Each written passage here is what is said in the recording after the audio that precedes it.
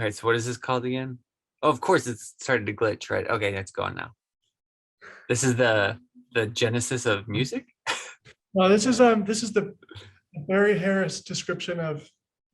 It's a Barry Harris way to think about.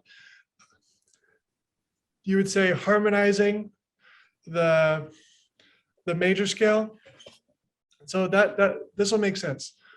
So most people think about jazz as 7 chords. And so you have a C. Can you hear that all right? Yeah. And so if someone's going to play a C major scale, it would go. And everybody's heard that. But in jazz, a lot of times people play these 7 chords that sound like this. So that's a 7 chord. I like that. And what people do, what's going on here is you have the octave, right? Root, octave. And it's called a 7 chord because instead of playing the octave, you play the note right below it. Okay. That's where that jazz sound comes. So that's what the 7 chord is. And then if you think about what a scale is, if we're playing in the key of C, so this is C major. So if we're playing in C, you might ask yourself, what chords can I play? I think I might have lost you for a second. I know it seems a little glitchy. I can still hear you though. Okay, wait, you're moving again. All Okay. right. What chords? Okay. What chords can I play? What chords can we play?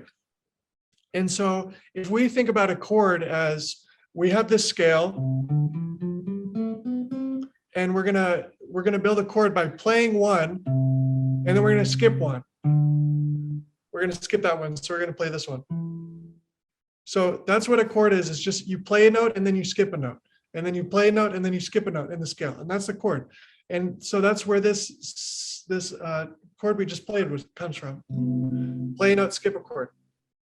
Play a note, skip a note. But what Barry says, and so if you say we're going to play a note, skip a note, and we're going to do that. Let's say what if instead of starting on the first note, you started on the second note? So you have, if we start on the second note and we play a note, skip a note, we get, right? And then if you start on the third note, and so on. So you have this kind of this system here where you have, right? So you can see, do you know what I mean by that? By play a note, skip a note? I think so okay, so if you play the C, then you would skip the D, right? And then play the E? Is that what you're saying? Okay, okay. Yeah, exactly right. So but the trouble is, so you're like, okay, if we're playing a note, skipping a note, in the C major scale, we have, a major chord and then a minor chord and then a minor chord and then another, let's see, we have another major chord. Excuse me for that. Then you have, goodness, Jason, you have, I don't know. it's a 7 chord. So it's like there's a lot of different chords to memorize. It's not that big a deal. But you have kind of all these chords that you can play. And Barry says, forget about that. He says, okay, that's one way to do it. But remember, we're playing a note and skipping a note. He says, you have that C major scale. He says, add one between the 5 and the 6. So now it goes.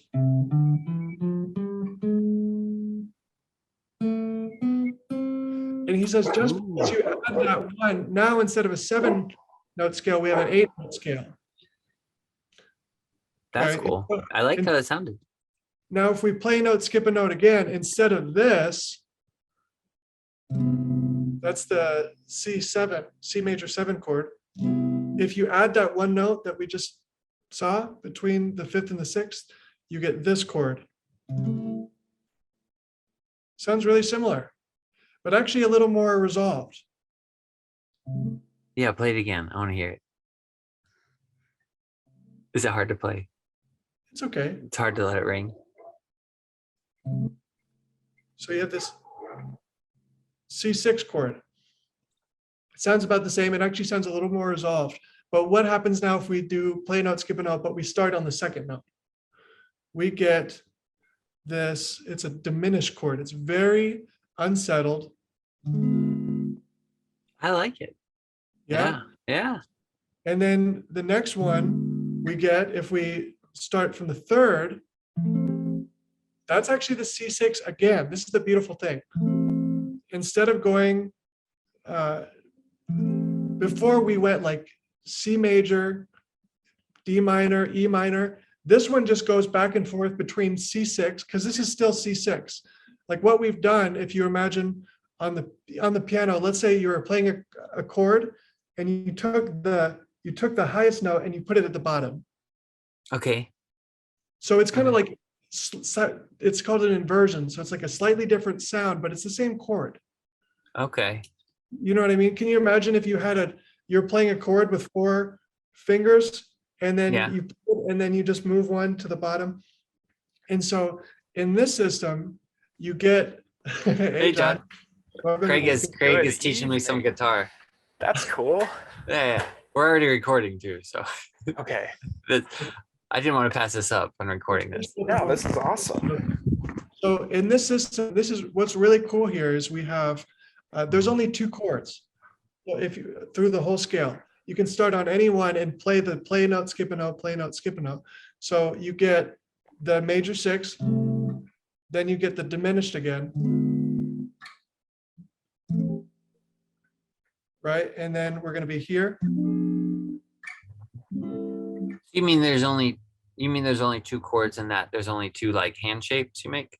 Not you two, just like, it's actually the diminished is the same hand shape every time, but there's a lot of hand shapes for the C. But it's the same chord over and over and over again. so it's a C, is what you're saying? It's a C7, except it's a C6. C7. But okay. it's easy to imagine on the piano. If you're looking at a piano, just imagine you take that same chord and then you take the one at the top and you move that note to the bottom. So Okay. that was the difference between this and this. Mm-hmm. But it's actually like but wouldn't it actually be a different chord though, or it's not? It's still a C6. It's just in a different position. You'd call it a different inversion because you change the root. Okay. You know what I mean? Yeah, I think so. I don't know. Yeah, don't you know what he means? Of course I do. Of course. Yeah. I thought Let you me go knew this grab my stuff, banjo. Jason. I'll do that.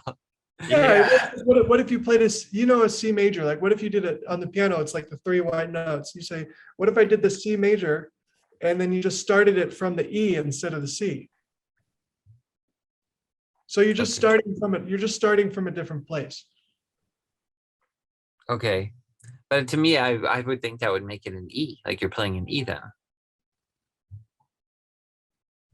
Did we freeze? I think Lost you for a second. So you would think. Wouldn't you be playing an E? I think that's where I'm getting confused.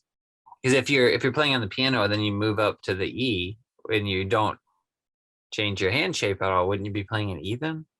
Well, you're playing it's like an E in a sense. It's like an E, but it's got all the notes from the C chord. Oh, So, okay. And an E is E, G, and B. A C is C, E, and G. So it's different notes. Totally. So it is a different chord then, right? Because wouldn't you call that an E chord? You call it a C because, well, the way there's a lot of different ways to think about this, but the way that Barry would think about it is you have every chord has some, if you played the arpeggio, there's certain notes that make it the chord that it is. And so with the C chord, the C major, you have the 1 and the 3, 5, and then you could play the octave, or in jazz, you'd play the 7. So as long as that, you could play that 1, 3, 5, but if you started from the 3, it would still be like, even if it's not an E because it still sounds like a C. Okay. I understand what you're saying. Do you? Like it's Do all you, about, John? I do. I do. It's I like it's not understand.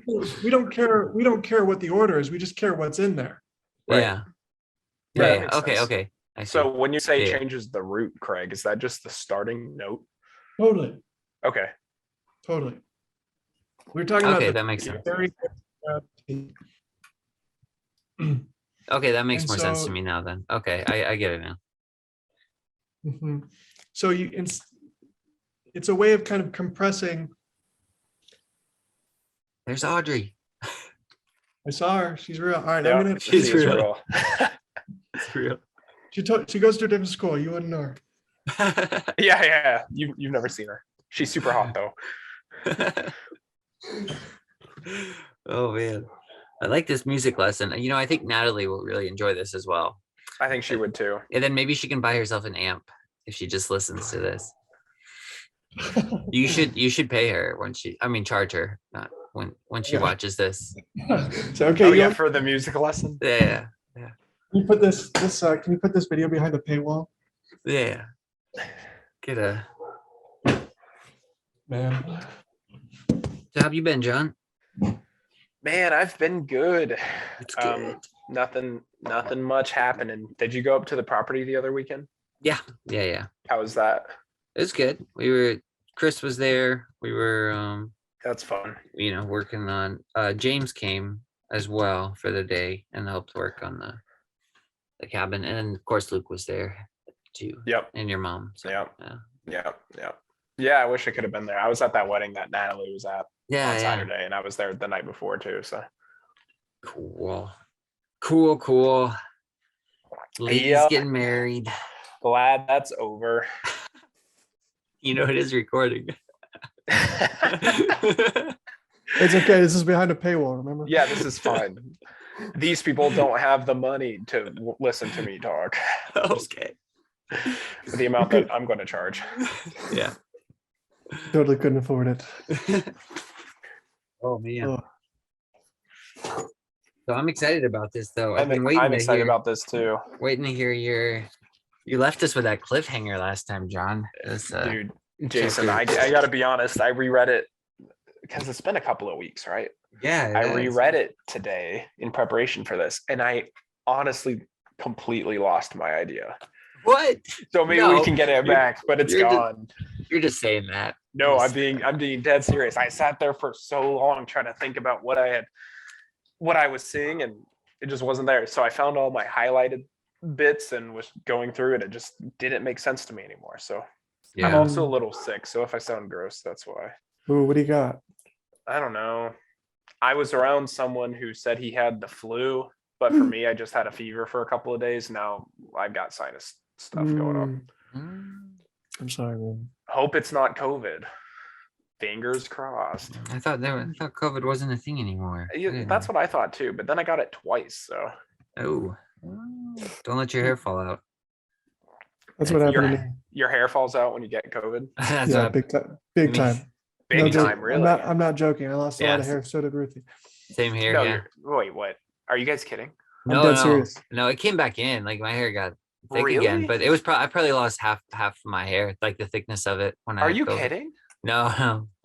It thinned out a lot, man. Super. I just wear a weird. hat all the time too, and then but it came back Whoa, in. I really? mean, yeah, that happened twice. I think I got it twice, COVID, and it happened. I think both times. That'd be Oh, like no. an easy test. Just like yank it and see. Yeah, I'm clean. I'm good. Yeah. You've got. I feel like you've got pretty thick hair, John. I do. Yeah. Yeah. I could use a thinning. Maybe that's what I Don't say should try to go get it.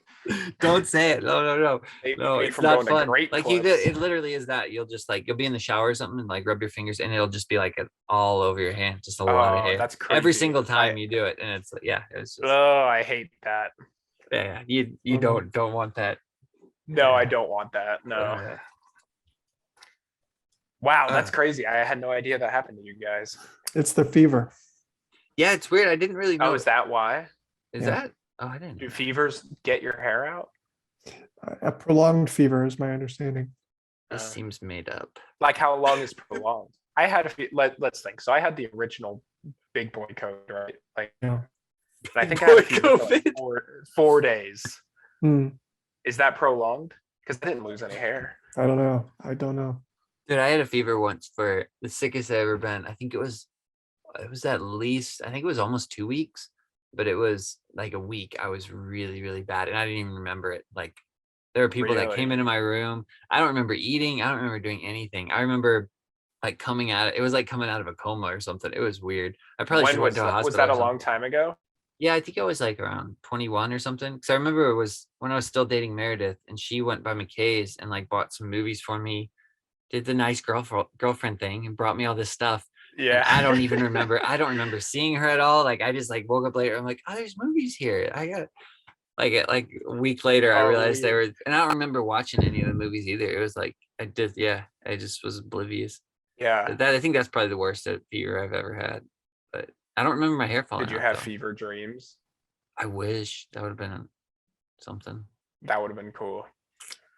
I don't even know what that is, but it sounds cool. A fever I dream. don't know what it is either. Sounds kind of sensual. Fever dreams. Okay. I you're all like the hot and long, sweaty. the long pause after that just like made it even better. Neither of you laughed. Okay. All Oh, right. you're a little laggy, Jason. Just FYI, that might be why. Oh, okay. Yeah, I It might told be Craig. a little delayed. I told Craig I opened the door to the porch to let more internet out. Let so- the Wi-Fi creep out. Yeah, that's Yeah, good. that seemed. I don't know why. That was my logic. I feel like it works to me. Seems like it should. All right, man. So should we get into this, or I Do don't you know? guys want to? Let's do it. Yeah, I remember you saying this. Chapter 5 is where we left off, and I remember you left off the last conversation saying you had it reminded you of the Garden of Eden. Yep. And I tried to get back there, but maybe we'll get there together. Yeah. Does somebody want to summarize the chapter? We're talking about, remind me, we're talking about which chapters here? 5 and 6. of 5 and 6. Phantastes. Yeah, Okay. yeah. I re-listened to them. I didn't get a chance to reread them, but Yeah, it's all right. yeah. Do you I want to appreciate you- summarize? Oh man. Since you read them today, or I mean, I can try if you want. Sure, I'll go for it, and then you guys add in because I'm gonna Okay. forget stuff. Yeah, yeah. All right. So last we left off in chapter 4 was his encounter with the beech tree, right? And then he moves away from the beech tree and he's thinking about it, and he's seeing things in the woods, and he meets this bunny, and he's just kind of interacting with nature. And then he begins to understand what some of the animals are saying, and he's finding himself deeper immersed into fairyland. Then, let's see, I'm browsing. There's this long page of him just sitting, looking around, and then he goes into this cave, and it's a beautiful cave.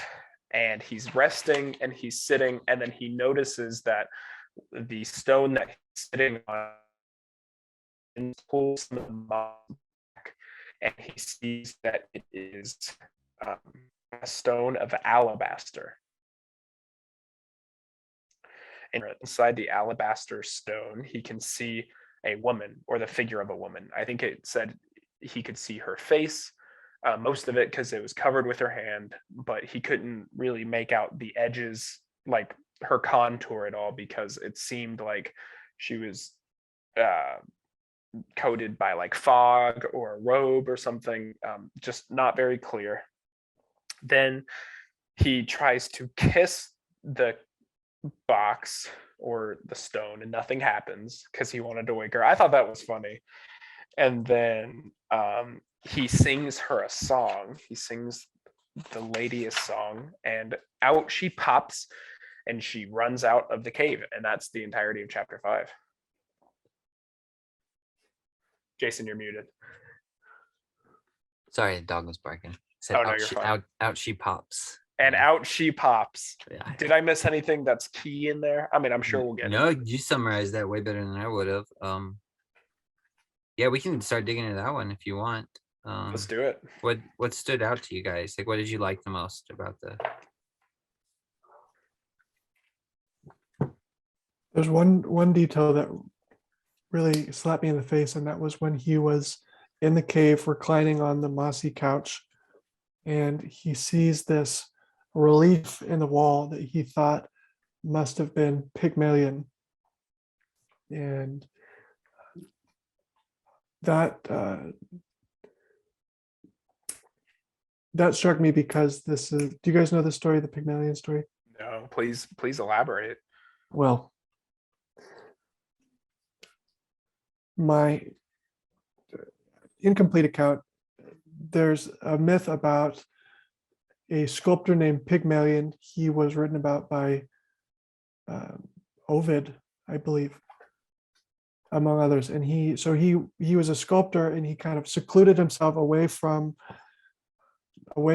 civilization, and he sculpted this woman that he fell in love with. And he went to the Temple of Aphrodite, and he wished that she would become a real woman, and then she did. And that's the story. That's the story of Pygmalion. Oh, I was hoping it would continue. I was thinking this is thought there Well, was it- more. it- I felt it- a little Pinocchio-ish at first. Then I was like, Totally, it's totally Pinocchio-ish. yeah. So then do Which- they, I guess you're left with the thought that they're, after she becomes a woman, they get united and stuff and fall in love or something. Is that kind of the vibe you're Yes, left well, with they, after they that? fall in love. They have a child. But what really struck me is that, exactly like you said, there's these stories we tell that have this pattern of a sculpted or a non-living representation of a human that someone wants to become human, which is so bizarre. And I wonder why we tell that story. Is it, well, the Pinocchio story feels like, to me, that's the story of like the Bible, sort of. If you take the Geppetto, or no, is it, yeah, Geppetto, right? Yeah, as Yep. because he's the creator in that story. So I don't know if this guy would be the same thing. Say more about it being the Bible. I've never thought that before.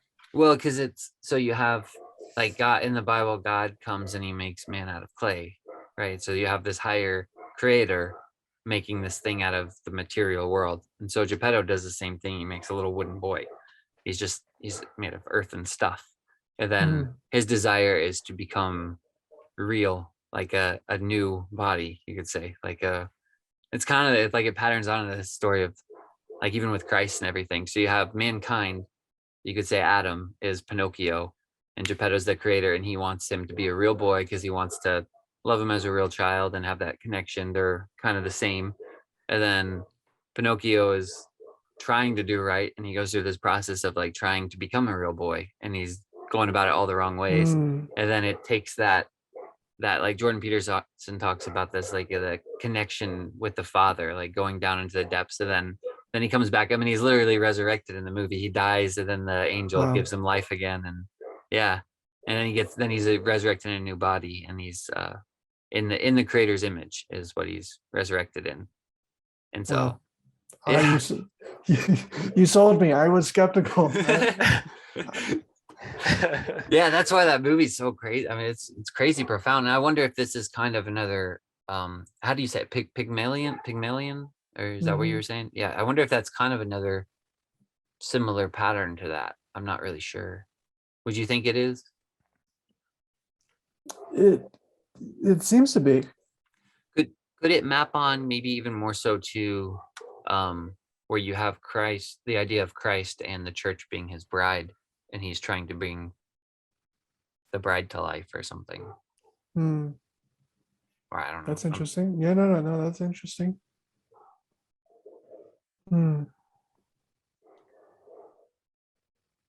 Is there a, do you have a name? Go ahead. Does the statue ever come to life? Did I find that out? Do you know? In In Phantastes? Pygmalion, Yes. in the story, it does come to life. Is yes. it like a happily ever after ending then? Do you remember? They have children, and I believe one of the, at least there's a child. I think the child has some significance. Gotcha. I believe it's a happily Gotcha. ever after. Gotcha. It's an interesting story. Hmm. I mean, a lot of those old stories are based off of old philosophical ideas, right? And that's why a lot of them take Mm. sort of the same narrative. And a lot of that is loosely based on the Bible, it seems like, or at least has that narrative of Mm. creator creation, or, you know, the good and, you know, there's a lot of that. And so I would not be surprised if it was influenced Mm. by that at all. Do you think Mm. those things are intuitive though? Like that's kind of my hunch. Yeah, a little bit. Yeah, I think so. Because, That's like, kind of, yeah, go ahead. what's a better story? If you're an author, what is a better story than, you know, a hero, a martyr, going and conquering the unconquerable and coming back, or like a loving creator loving his creation, right? Like, I mean, those are just like, that's as good of a story as you can get. And so there's a lot of that. Mm. Mm. What would you name this pattern if you had to give it a name, this narrative pattern? Oh man. The narrative pattern of what? Of Specifically? the inanimate thing becoming alive.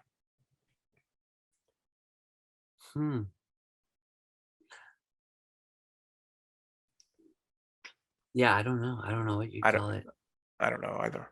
I mean, I think it works on so many different levels though. Like I think you could maybe even apply it to poetry, because you would want the same thing even if you were writing a story. Like even the book we're reading, Phantastes, like you would want Yeah. the story to become alive in a way, and almost what you don't want it to just be words on a page. Like you want it to actually give life to people and move people, and not just be some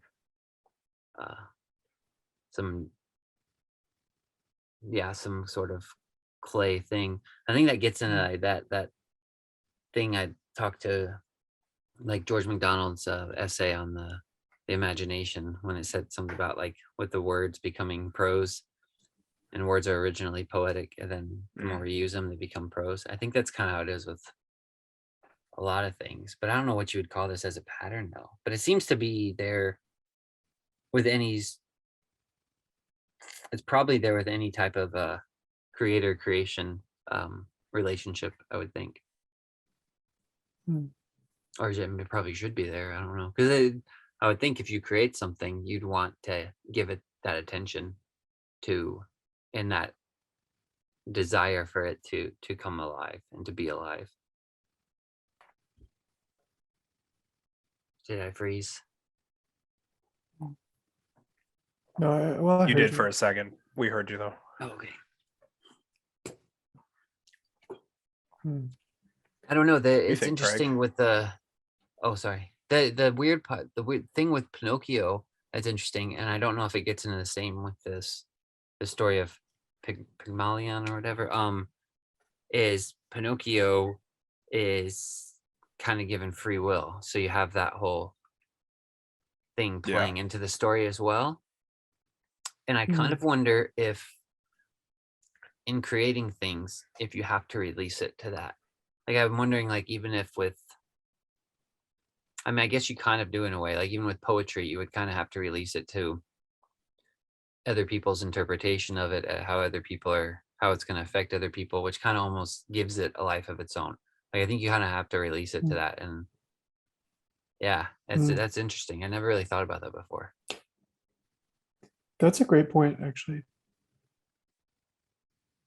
And you can't be so hardline, like, okay, I wrote this and it has to mean this or something. It's like you write it poetically, then people interpret it and let it map onto other people's lives, and they can interpret it how they will or whatever. Yes. I suppose that actually you're making a really wonderful point. I imagine you're Shakespeare and you write a play, and independently of you, other people can, or you write a song, somebody can go and perform your song, not even in your presence. And so it has this disembodied life away from you. I think you're totally selling me. Yeah. I never actually thought of this before, but I guess that makes sense. And it would move the other person. It could have move the other person completely different than it would another person, stir all different kinds of emotions that it would in someone else. Like I could hear a song and it could make me start crying, and the other person could make them happy or something. And yeah, I don't know. Hmm. That's, what's great. It sounds like, based on what you said, any work of art that is a great work of art has to be alive. Yeah, it seems that way. So what's the definition of, Craig, how would you define something that's not technically heart beating, lungs breathing? How would you say something that's inanimate is alive? How would you define that? I don't know, it's material, it's animated. It's, do you think it has to be, something that's artful? In the case of Pinocchio, it's something that is, it's not as if a block of mud is becoming animate. It's something that has a definite form, but just doesn't have life. It's like something that has taken on a very particular form.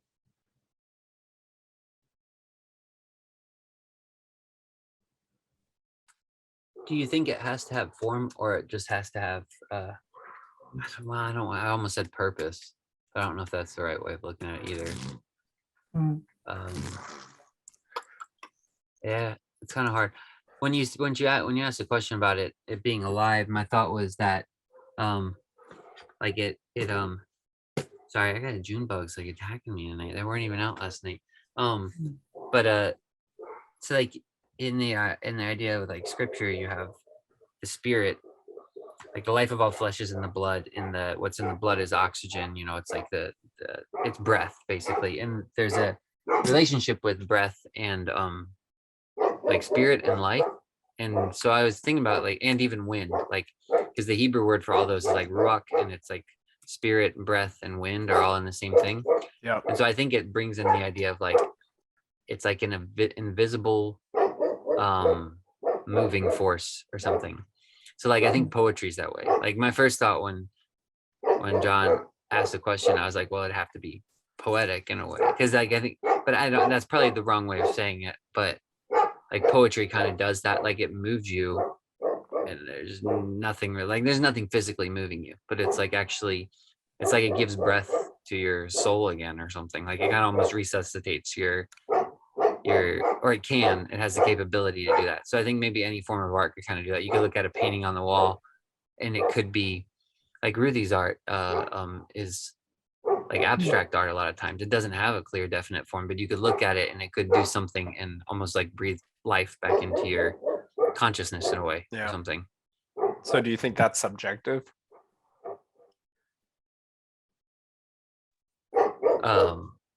Maybe. I guess it might be, because some people don't really like Because some people art. don't get anything out of abstract art, right? So does that mean that the art is really living, or I don't know. That's a good point, because some people don't get anything out of poetry either. And there's some poetry that I've read, and I'm just like, it just doesn't click for me as well. I don't know. What do you guys think? Do you think sometimes something can have too much form to where it makes it dead in a way? Like, what do you mean? Like the idea of like poetry becoming prose basically, and you keep like you keep trying to structure this thing until it's like it's just this, like I guess I'm trying to think if the example works with Pinocchio when he is just a wooden structure. I know what you mean. And he's just a wooden boy, and he's a wooden boy, and he wants him to be like flesh that can mold, and if it because he's hard and like not as I don't know what you call it. Well, do you think it has anything to do with the fact that something that had potential, like if you're going to carve something out of a block of wood, that block of wood was nothing but raw potential, and then it took on a definite form, and because it's particularized, because it's defined, it lost all its potential. Do you know what I mean? That makes sense to me. So it's kind of like a process that kind of reminds me of alchemy for some reason. I feel like alchemy is kind of that. idea, or that idea is within alchemy of like Mm, it's kind of like a process. Like you go through this potentiality phase, you come up, and then you're kind of like reborn, and then you have to do it again. mm, Because it loses its potentiality when you're redefined, you're reborn, then you have to go back into the mm. what it was. It I was just, man, I can't remember the terms. I was just talking about this with Sherry and Luke, where they were saying there was a phrase for it that they were using. It was I compared it to like a cocoon phase. Like you got to go back in the cocoon and dissolve Mm. back into potentiality and do it again. Do you guys? How do you feel about that? Do you think it's a kind of like a process, or? Mm. What do you think, John? What do you think, Greg?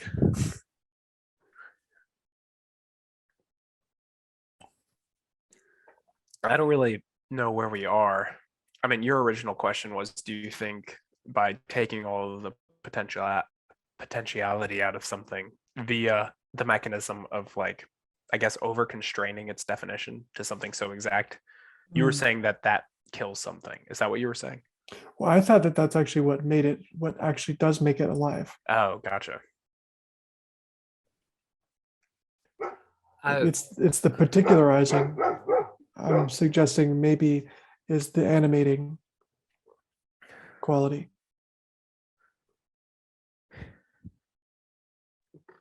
I think. I mean, I would think you're- probably argue no, just No. because, I mean, abstract art, right? I mean, we can go back to that example. Yeah. There are many people that can look at an abstract art painting and see it as like a living thing, right? And they interact with it, and they, as dumb as it sounds, right? They can interact with it, they can talk to it, they can like get ideas from it. Mm-hmm. But I know abstract art oftentimes, I mean, I'm not an abstract artist, but I have known people who have done abstract art, and a lot of times it's like the thought behind it is like that there's not a specific purpose at all. Does that make Mhm. sense? Yes. So it's the antithesis of particularizing its Mm. characteristics. It's I'll challenge you further. I'll double right, down go on your for it. I'll double Go down for on it. your challenge, because Then I'm coming back hard. One way of thinking we're all just trying to figure out what's true here. Yeah. One thing you could say about an abstract painting, let's say, is it is particularized because you've taken its raw materials, which is the canvas and the paint, which is limitless possibility, and by making it assume a form, even though it may not be representational, you've exhausted its potential because you've covered it in something particular. Have you exhausted its potential? I don't know. You could continue to paint over it. Right. But But I there's- guess you're as far as you can go, really. Like in terms of a block of wood, you've chiseled away as much as you can. Now all you can do is refine it. I get what you're saying. But here's so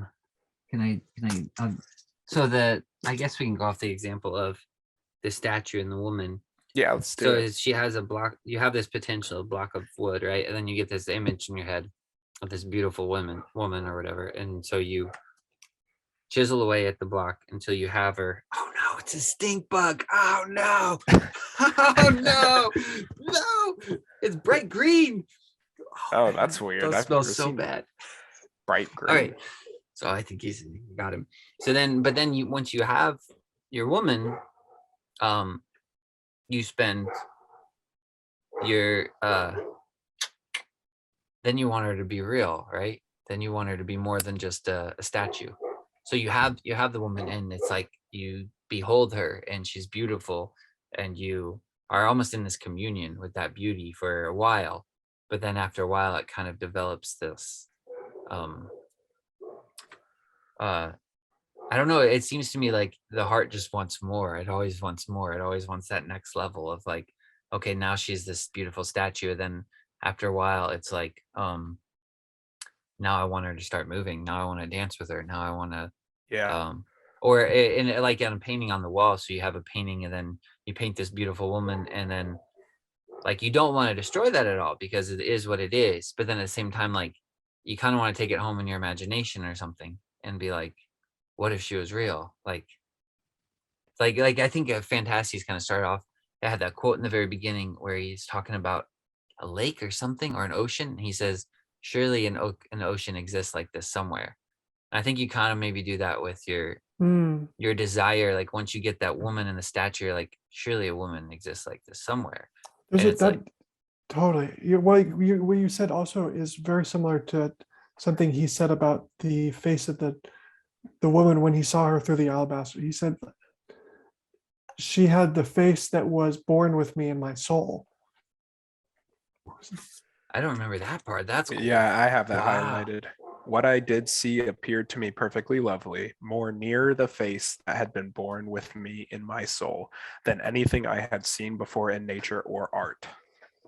Wow. What a statement. Wow. Yeah, I know. I know.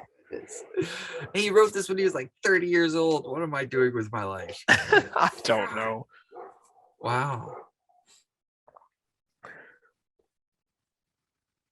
Yeah, so I kind of wonder if it always, like it is kind of a pattern and a process of just like the heart always yearns for more. And it's like even where we are now, like we're living beings, but we still have this desire for eternity or something. It's like we still know there's got to be something more than this life.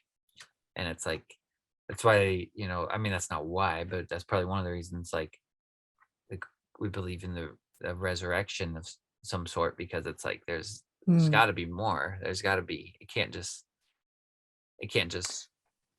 this. Then we just fall into nihilism.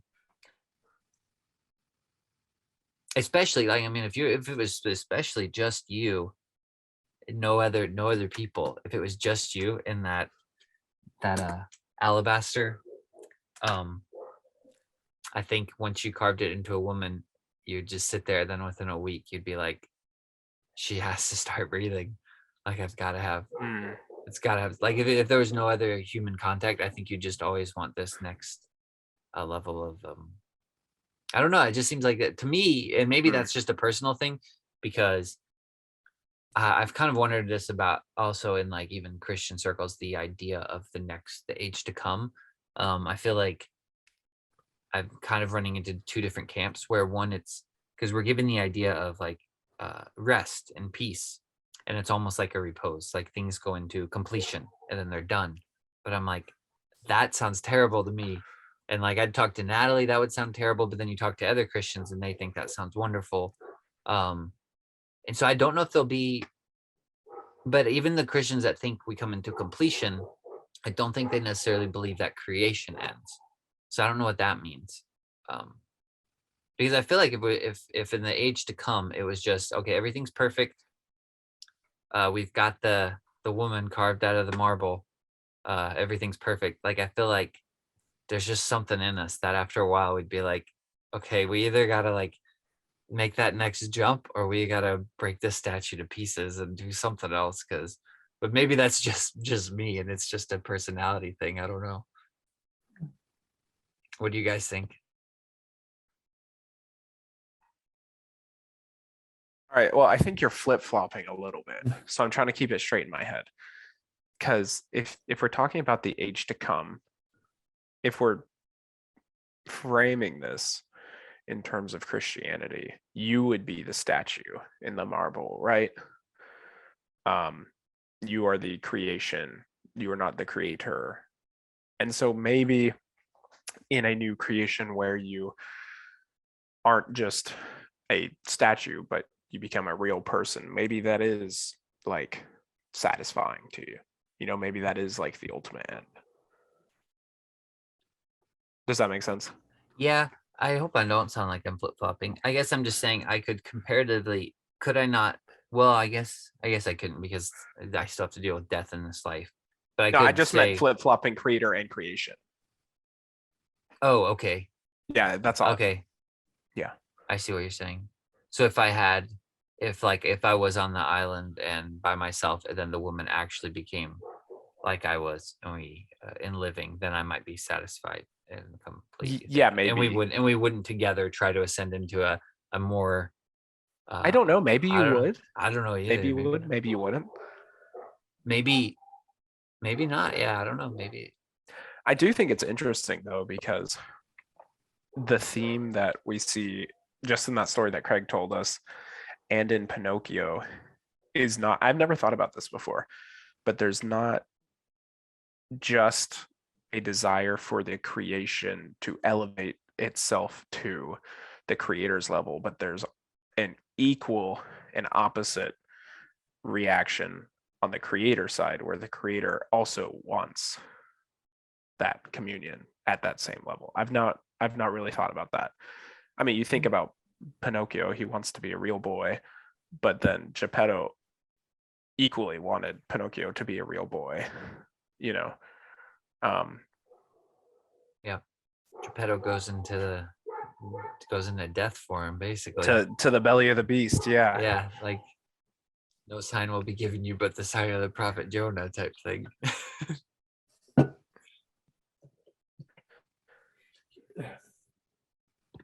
And so that's an interesting thought, right? Like, even in terms of Christianity, the creator, when he removes potentiality and creates something that's alive with purpose and makes it specific, the act of becoming a creator by doing that also gives you the deep desire to have that thing elevated to your level. I mean, that goes right along with fundamental Christian theology. That's a cool thought. Mm.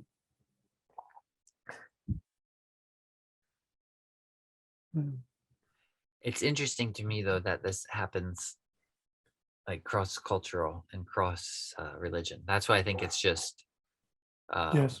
in every one of us, you know, because it's not just, I mean, you could maybe say the writer of Pinocchio was influenced by Christianity. I have no idea because I don't know anything about the author. But then when you get into the Greek story, it's like they weren't, that was not Christianity. So It's, I agree with you. And the same thing was striking me. So, and I mean, it leads you to a place where you have to ask yourself, where does this impulse come from? You know, what we see ourselves both as the creator and the created simultaneously, which is really bizarre. And there's something about it that's universal, and it's related to that ocean that you've never seen in the face that you were born with in your soul. There's something that you have, human beings seem to have an intimation of that seems totally unjustified. And I don't know how you account for that kind of thing without some kind of, I wonder what somebody totally who considers himself non-religious makes of these things that seem to be. Well, that's what I was going to say, is you get a whole slew of religious answers, right? But stepping outside of the realm of spirituality, I have no clue how you even approach that. How do you, one thing I always try to think is interesting to me is, how do you discover that without religion? Like, if you were just humanity, if religion really was revealed, like you could say it that way, so I'm not like too offensive against Christianity. If it was I don't want to say developed, but I guess in a way, like developed, like we've kind of talked about, like what is it, bottom up, top down thing? Like if it's both coming together, so you're discovering religion as it's being revealed to you at the same time, and then so you have this impulse in you of like seeing yourself as created and creator, and then you're sitting there wondering, like, where does this come from, and how, like, I don't know, I just can't even begin to, like, I don't know how you come to these thoughts and develop these just profound ideas that, like the part in Exodus where he says to Moses, "I am," and it's like, what the heck is going on there? There's so much. The depths of that statement are just like, I would, I don't know. I would never have. I shouldn't say I would never have, but I can't imagine coming up with that concept of Yeah.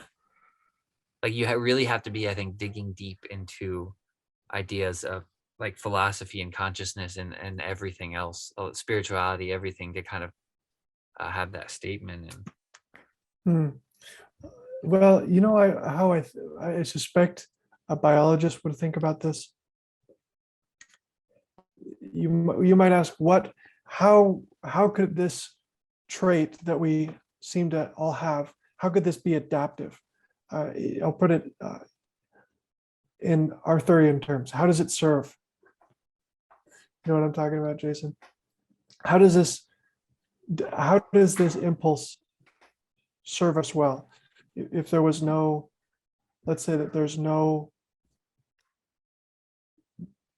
divine reality, are there beneficial features of feeling like there are things that are true that you've never, or things that exist that you've never seen? You mean from like an evolutionary standpoint? Yes. Yeah, that makes sense.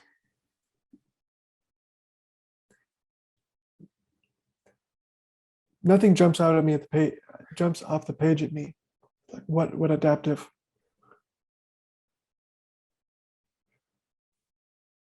wait, can you say more about that? Nothing jumps off the page of what like the So utility of totally, exactly.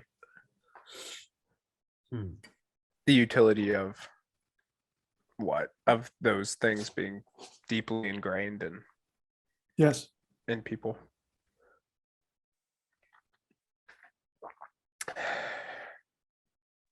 A potentiality you've never seen. Well, You do you fall into nihilism without it? say more. Well, because if you don't have if your idea is that this life is all there is that what we're kind of getting at? Like that. And so if that's it, if that's your belief system, to me, I don't see how you don't start devouring one another. I agree, Jason. Like because or you either I would think I would either fall into just tearing people apart or some sort of uh depression and self-destruction of like I just look out and see this material world and think this is it. This is like I'd either see, okay, I gotta get mine because my life is gonna be over soon, or I would probably see like this is all there is and there's nothing after this. It would just, I think the bleakness of it, um the hope would just kind of die and fade away, and then I think it would just be nihilism after that and some sort of apathetic depression or something. And that so seems really plausible. so I was thinking about because Brett Weinstein talks about this a little bit, and I don't usually like click with him in my thinking, but I was trying to think of like trying to steelman him, and I hadn't thought of this idea before, but I had heard somewhere else they were saying how like these things like, and I have no idea the scientific proof of this at all. Like I don't know. There was just some podcast I was listening to, and they were saying that basically ideas and concepts can get passed down genetically through your genes, through your DNA. Like actually, so like if we had a big famine, like then the next generation might be obese, just not even because they overeat so much, just because the mother is through this like trauma that the mother's going through while she's pregnant. It's being encoded into the child. Okay, when you're born, your body's going to need to preserve calories better than my body does. I don't know if that's actually true, but if things like that are true, and then almost like stories can be written, like I don't know if stories and concepts and ideas can actually be written on, like passed through some sort of, I don't know how that would happen. I mean, it's just I'm just total theorizing here. Like, I don't know if like any sort of psychological ideas can be actually passed on through generations or through a physical way, a genetic way, rather than. What did you guys think?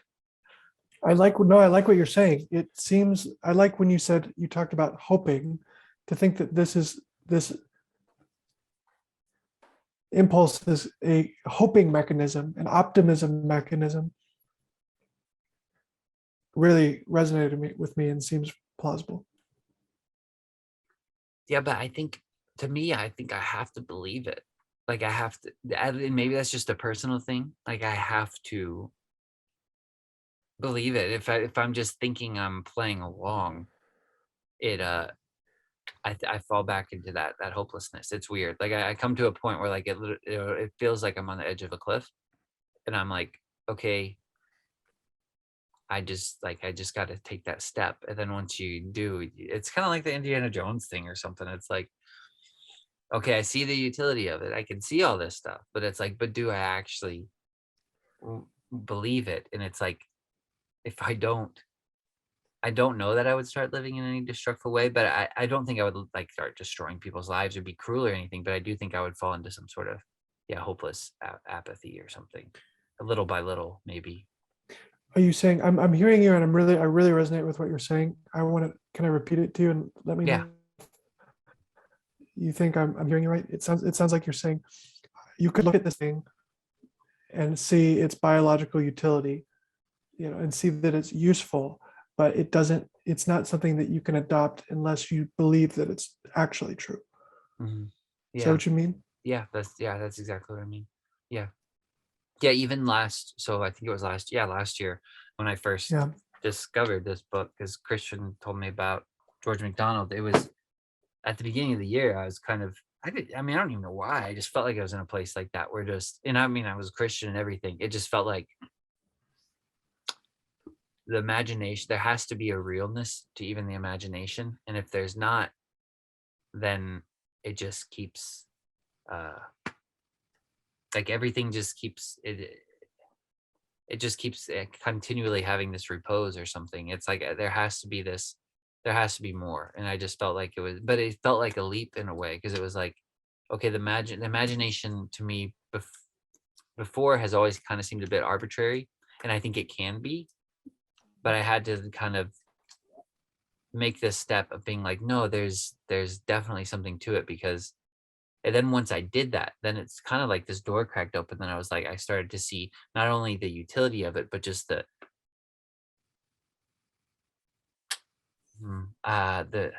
creative aspect of it, I guess, like how real it actually is. So like I said, like we mentioned before, I remember with you, Craig, like the word image is in imagination. So it's like you, the sculptor, he has the marble. Without the imagination, there would never be a woman.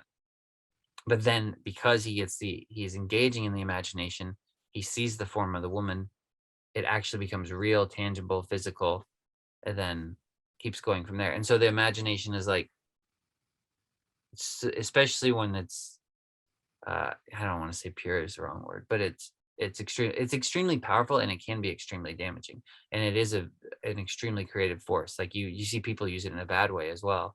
But I kind of had to it was weird. It was this weird point of like really having to make this like kind of extra step of like, I got to take this thing that I've considered a little bit arbitrary seriously, and I actually have to believe that.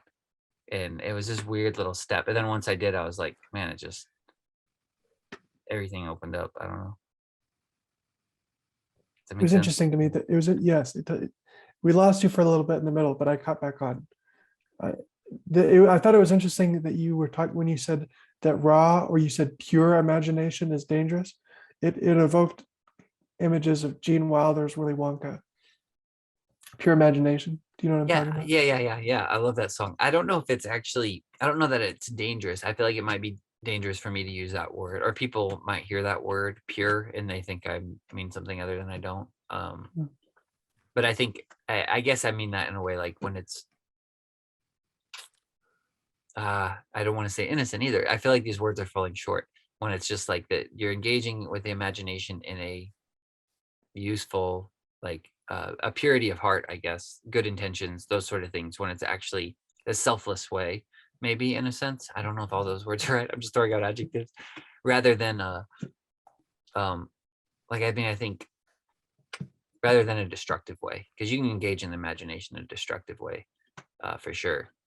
And then I think that's when the Bible talks about ripping people's wombs open and stuff, because it is like talking about these because it'll also say like you've conceived these ideas in you, and these things are going to be birthed. Like what does it say? When you engage in your own desires, then it's like sin is conceived, and then when it's fully Yeah, developed, yeah. it brings forth death. So it's like you get these imaginative thoughts, you put them in your womb, and then you just meditate on them, and then it eventually brings forth death and destruction. I'm talking too much. No, that's all Mm. good stuff. No. I hope I'm making sense.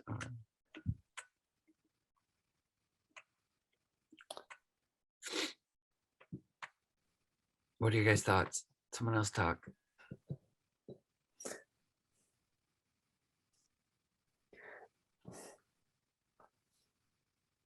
We've covered a lot of ground. I wonder,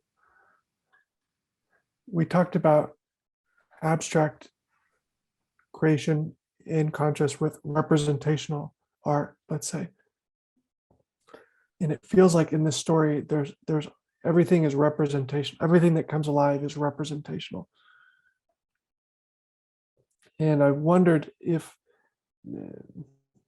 maybe non-representational art wasn't something that pre-scientific people really were in touch with.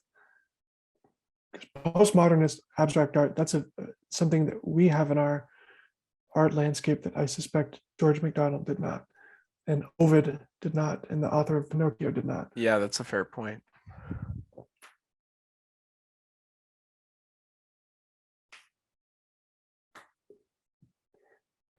And while I'm saying things that are difficult to respond to, I wonder if it's related to this Christian restriction on making representational, making idols, let's say.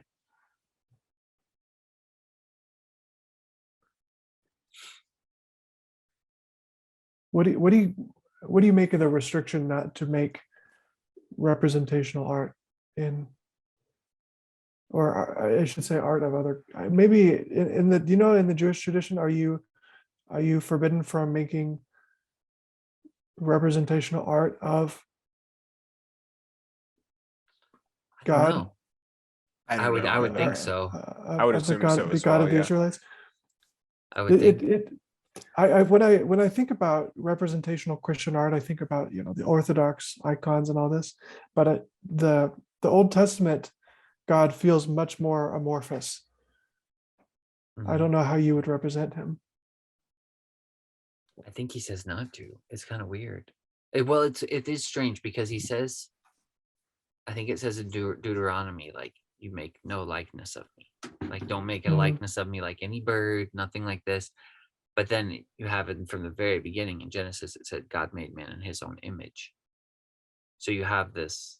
So I think the idea is that you're supposed to see God in one another. Like, you're not even supposed to make an idol of a man, like not even make a statue and say, hey, let's fall down to the statue. It's the perfect sculptor of man. It's like the Hercules form. We've carved it out, and this is what God looks like. I don't think I think it's supposed to be like, no, God is your neighbor. Like, see God in your neighbor type thing. I think, to me, I'm coming more and more to that, definitely to that conclusion. And I think because I think it's there throughout scripture, like the first commandment, love God with all your heart, with all your soul, with all your mind. And the second commandment, he says, is like this. Like, there's a likeness to it. And it's love your neighbor as yourself. So I think it's that idea. So I think in Jewish tradition, it was probably the same. You don't make any form of idols. And I don't know about iconography. A lot of people, especially like on the Discord server, I feel like a lot of people have moved back into it. And I think there's probably utility in it because of the symbolism embedded in it. And I think maybe it does things to your subconscious without you even knowing, like maybe seeing these images that are impactful and stuff. So I don't want to say there's no use to it, but I think it could. I don't know. There was the whole iconoclasm where they destroyed all the all the icons and like there's Hmm. yeah, so but in a way, I mean, we have, do you guys think the cross is like that? I mean, it's a symbol. I Right. don't know that it's an idol, but it's Well, I think definitely, it's pretty easy to delineate between idolization and representation, right? I feel like those people approach those two things in very different ways. Mhm. I would not call the cross an idol. Not for most, maybe for some, actually. Hmm. What if it becomes Kinda. a relic? What do you think about that? Then does it become an idol? Define a relic. Sorry, what were you gonna say, Craig? I interrupted Well, you. what is a relic? Yeah, what Well, is a like, okay, relic? so like, well, like Indiana Jones. So you have the Holy Grail, the cup. When he Yeah. finds the cup, then if this cup is like this life-giving thing, then does it become an idol? Like, I mean, you could say, what was that thing that happened in Dalton, Georgia, not too long ago, with the oil coming out of the Bible, and then it's Oh, like, yeah. yeah, and then it was like all of a sudden everybody's attention is on the oil instead of the maker of the oil or something. Did your you know? mom go to see that, by the way? Yeah, she got some, and then I know She got another girl. some Yeah, Bible she got. oil. Yeah, they were giving it out for free. I mean, it didn't cost anything, and so she Yeah. got some. And then I know another friend got some too, and so my mom put it on Fitz's toes because he had this problem in his toes, and they ended up having to amputate his toes. And then- No, yeah. no. And so the other lady I know, she got the oil. She's like, "Yeah, I went down to Dalton, you got that oil." And I put it on the sick lady that I was praying for. And I was like, "Well, what happened?" She's like, "She died." And I was like, "Oh my Maybe don't use that oil anymore. God." I know, right? Oh man. Hmm. This is. I'm. I don't want to talk about the oil, but I'm so interested in whatever happened between the Judaic tradition and the Christian tradition, because the Judaic people feel don't make an image, don't make an icon, don't make a representation of God, and then suddenly we have all these representations.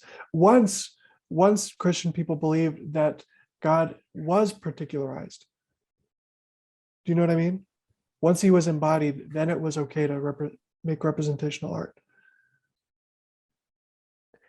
Yeah, but I think that's easier, right?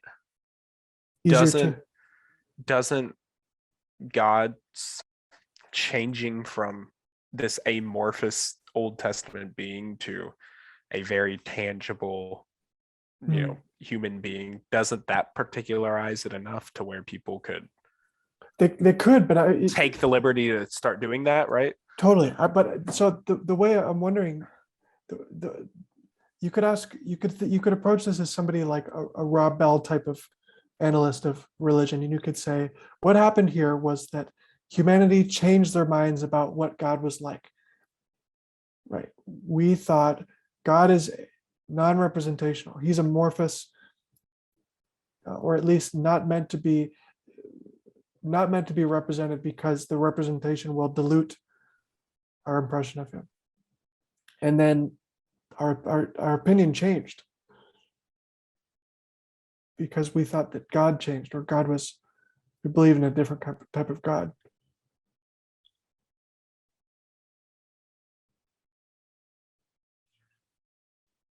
But that Judaic tradition it seems in a way related to the Taoist family of traditions, where there's a huge emphasis on not naming, or not,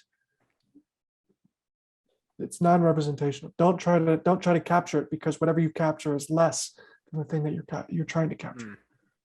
Yeah. And so I'm wondering, have we taken, this is a total split in religious lineage. I agree that there's probably more to it there than what I'm about to bring up. But in the traditional Judeo household, they don't accept the New Testament. Right. And so I think, and when you talk about a religious split, right, I'm talking as if we're all believers and this is actually what happened. But if we're talking about a religious split, I don't know what is more of a religious split than the introduction of the New Testament. So Mhm. I would think that part of it is because of that. I think you're definitely onto something by mentioning that it's likely, it's very similar to the Taoist. And I think there's like a real value in not trying to define something, because by defining something, you're placing your own limitations on it. Yeah, so I just know that the introduction of the New Testament definitely plays a part in that, but I don't think it's all. Mhm. So do you guys personally see this, the particularizing of God embodied in the New Testament stories? Do you see that as new technology, new religious technology? I don't think so. Like, is that an upgrade? Is what I'm asking. New relatives to the Old Testament. The Old Testament and the old, uh, like Taoism. I'm not Yeah, super familiar with Taoism, but so the Well, you're this comparing it to. idea, well, there's an old idea which is that God is meant to be amorphous. Mhm. That's the wrong word. God is Yeah, meant not. The idea that God is particular is a new idea, right. relatively speaking. but I don't know that it is though, because even in the scripture when you read it, I mean, you had all the different nations making idols. Even It's a Israel great point. tried to make them in a cat and a golden calf. Um, and I'm not familiar with the church fathers, with the saints, but I kind of have a hunch that they knew that he was, that everything was everything you could compare God to. It's like everything in this world, that's all we have to go on to compare God to, but it's all a lesser thing because within creation. But Mm, that's all we have to go off of. Um, mm, but I really don't know that there is a shift in I I I hesitate to say that there's a shift in our thinking with God. I mean there might be a shift with our thinking, but I don't know that it's when I read the scriptures, like I think maybe our thinking got off track, but I think it was always there because with the creation in Genesis, God made him in his own image. And then even in uh there's this weird part in that I need to think about more, and maybe you guys can help me with it. Is it like the story of Jacob wrestling with God, right? And so there's this Yes. little weird part where Jacob's going across the river and he goes to bed or whatever. Maybe he's still awake, but the angel of God or an angel comes and wrestles with him. And so if you like if you actually go and look at his whole narrative story with Esau, his brother, it's the exact same thing. Like it's the exact same thing of him wrestling with God. Like he when they're being born, they're struggling in the womb, like they're wrestling before they're born. When they're being born, Jacob takes him by the heel. Um, and so like he's struggling with the angel, then he takes hold of the angel and won't let the angel go. He steals Esau's blessing and then he won't let the angel go. And he says to the angel, I won't let you go until you bless me. Like he steals a blessing from the angel. And so there's this whole weird thing of like him, of like this comparison of like our real struggle with God is kind of at the same time we're struggling with God, we're struggling with each other. And so it's like, I think this idea of like God being your neighbor and like having that I don't know. I feel like I'm not even saying this right. Or I feel like I'm saying something very heretical because I'm like using the wrong words too. But that's um because even after so after he struggles with the angel, and then this happens right before he's going to try to be reconciled with Esau, his brother. And he's gone through this whole struggle with Esau. And so then after he wrestles with the angel, he says, I've seen God's face and my life is preserved. And he's kind of amazed. So he calls the name of the place like Peniel, which means face of God or something like that. Right after that, he crosses the river and goes sees Esau, and Esau runs to him and falls down on him and weeps on his neck. And it's this like weird little parallel story, like the prodigal son, where like the father runs to his son that's gone away and he receives him with forgiveness and mercy. mm, And then Jacob looks at him and he says, I've seen your face like I've seen the face of God. Right after coming off of seeing the angel and saying, I've seen God's face, then he sees his brother's face and sees this face of like forgiving mercy and love. And he says, your face is the face of God. And so it's this, I think these ideas have always been there. There might have been a shift in our thinking, I guess, but I think the original concept, I think, has always been there, that God is not, he's within creation, but he's not, I don't know. I don't know the right way to say it. But he's definitely best found, I think, in loving our brother or our neighbor or the stranger or whatever. I don't know. Hopefully that makes some sense. I don't know. But I'm still trying to chew on that too, with the whole Esau God thing. That's a Yes. strange. I'd never heard the comparison with the prodigal son story. That's, I suspect there's a lot of depth there that I'm not in a position to appreciate, but I thought that was a totally relevant thing to bring up. Yeah. Well, thanks. There probably is a lot of depth. I feel like I always feel like I'm just scratching the surface of things. Yeah, And- no, that's just something I'm going to have to chew on for a while, I think. Yeah, there's a lot there. Yeah, and it feels, I don't know. It's strange to the idea, I think, of the idea of Christianity that I think I was brought up with, or that I brought up thinking. Because I guess that's fair, because when you're little, that's kind of how you perceive God, is almost like this old man in the sky or something. And so, Right. and now it's kind of taking this shape as in like, I'm never going to see him as some old man in the sky, because then I'm putting him in an image, and he's beyond that. He's still beyond that. He's the I am. He's like, you can't name him. You can't put an image or a name or anything to him. He'll still go beyond that. So it's like, and he's invisible. Like even Jesus says that God's invisible. But the way you do see him is like, but then like at the same time, the scripture will say God is invisible. Then it says like that the image of God is man. He's Christ. It's Right. And Christ is the one. Like I think Jordan Peterson gets in that idea as well. Like he's the one that actually lived perfectly. It then was judged. It then took the judgment on himself. So that gives him the authority to be judge and to offer the forgiveness and mercy. And there's a lot of crazy ideas. I'm like, I don't know how people came up with this stuff, or it was revealed to him. Yeah. Yeah, not came up. Yeah, that's interesting. I don't know. I would think that looking at a billion things that were made in the image of something else is a fine way to begin to see what that something else looks like Yeah. through proxy. That's a wonderful point. Does that lead us back into Phantastes, though? Into this Does it? creation where Can we he's walking transition? through he's walking through creation, sort of, and then now it's alive. I don't know. You mentioned Eden and the Garden of Eden, and Yeah, and like I said, I kind of lost where I was going with that. I think I believe in fairyland in terms of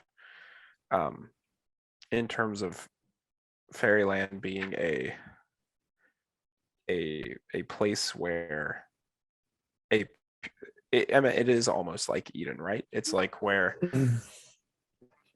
you can interact with the spirit of things, or the being of things, without all the mess.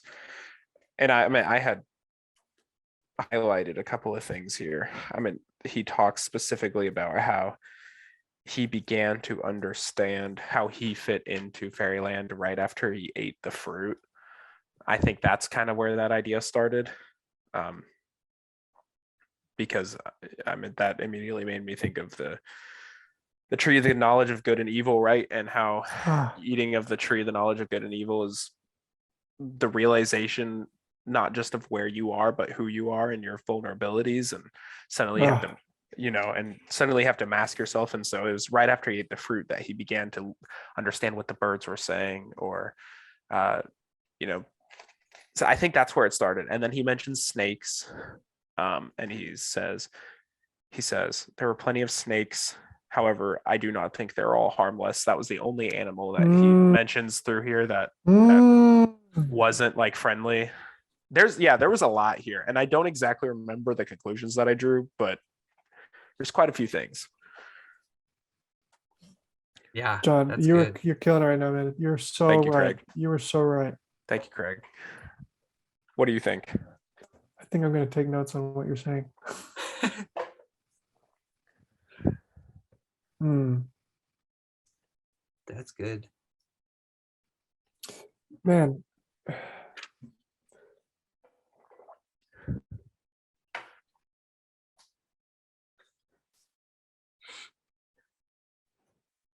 You know, I have a recurring experience where it feels like the really powerful moments of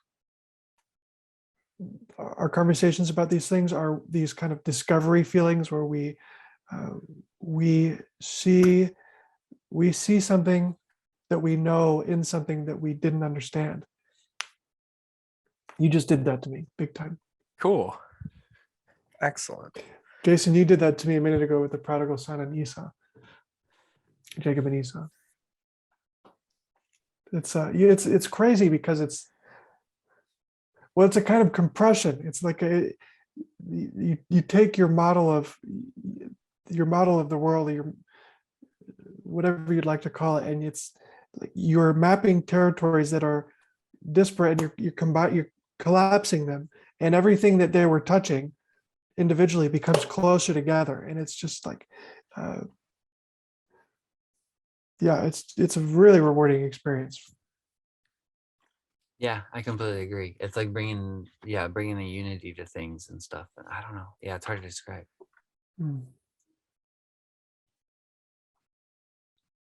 So what are the implications? What are the implications of Anados in he's found himself in Eden? Fairyland is Eden. Is it? I wonder what the implications of this are.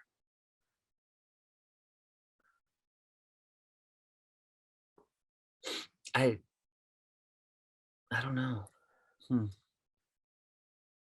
Oh, man, have you guys read Paradise Lost by John Milton?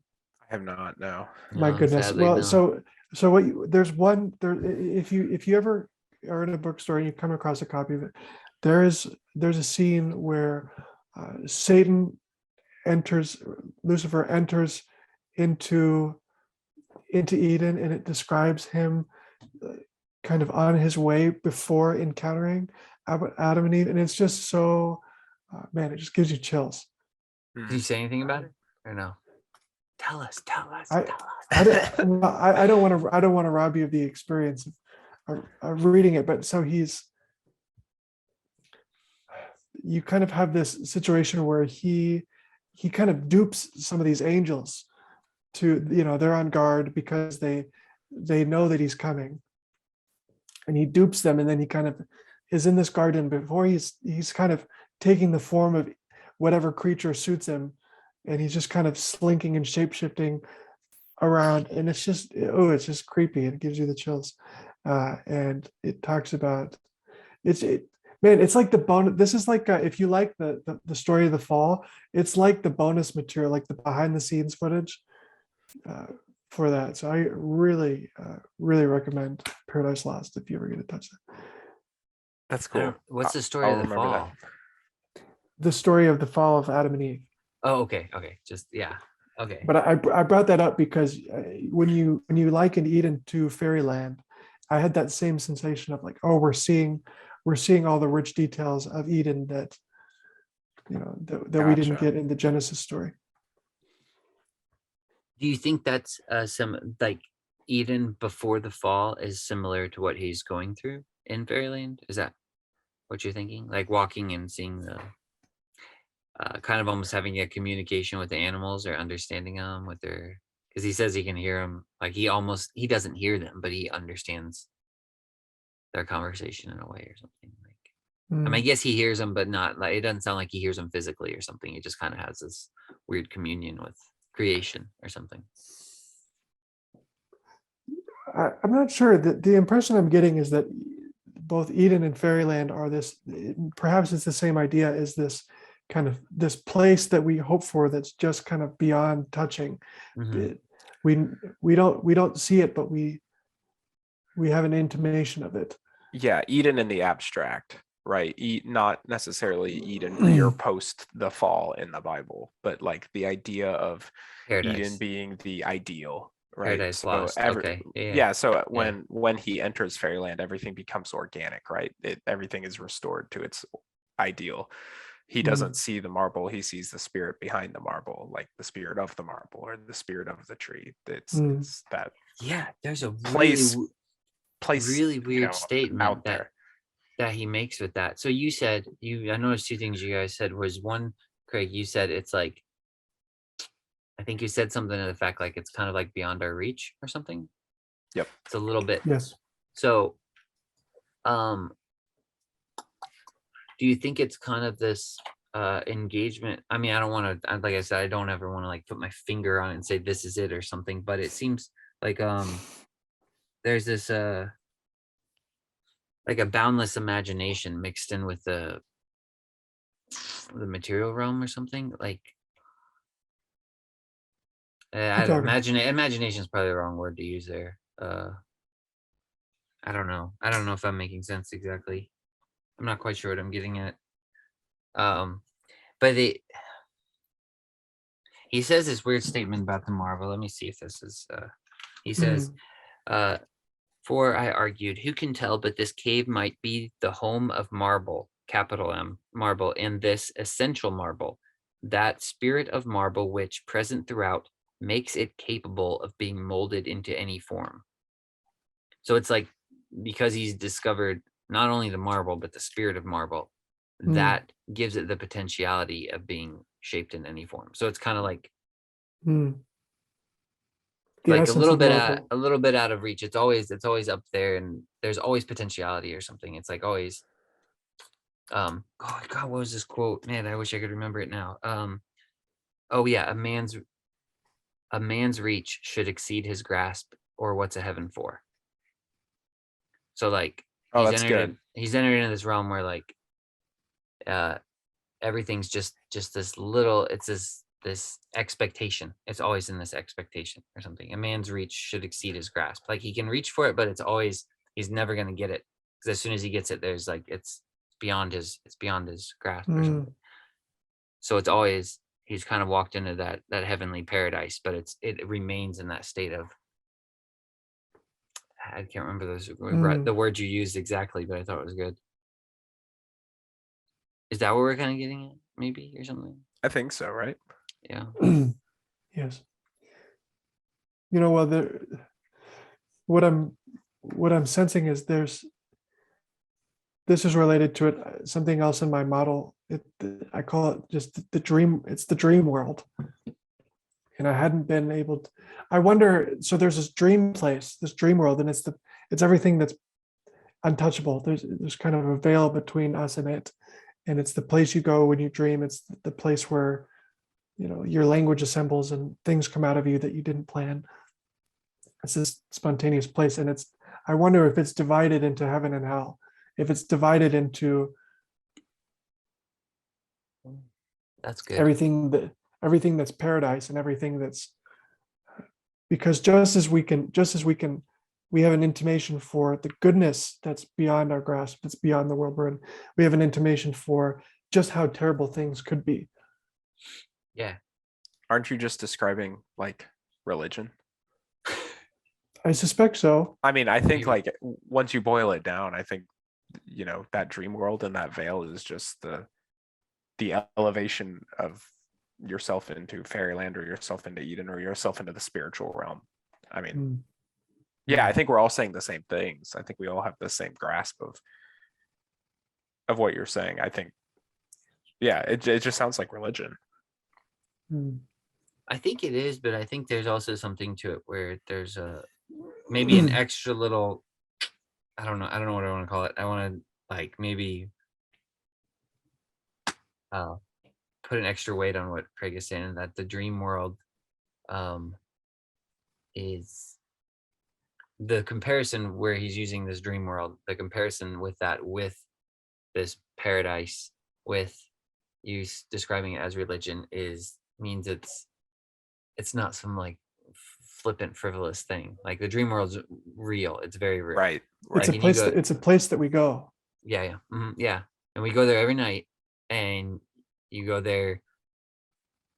I don't know. That's another thing where like I feel like one of those little steps I had to make where I was like, I gotta start taking this more seriously than I ever did before, because every night I go to bed and I'm like practicing death, basically. I'm going to sleep and Yes. I'm going off somewhere, and I'm really going off somewhere, like not physically, but my consciousness is like leaving, and I'm Yes. gonna come back changed.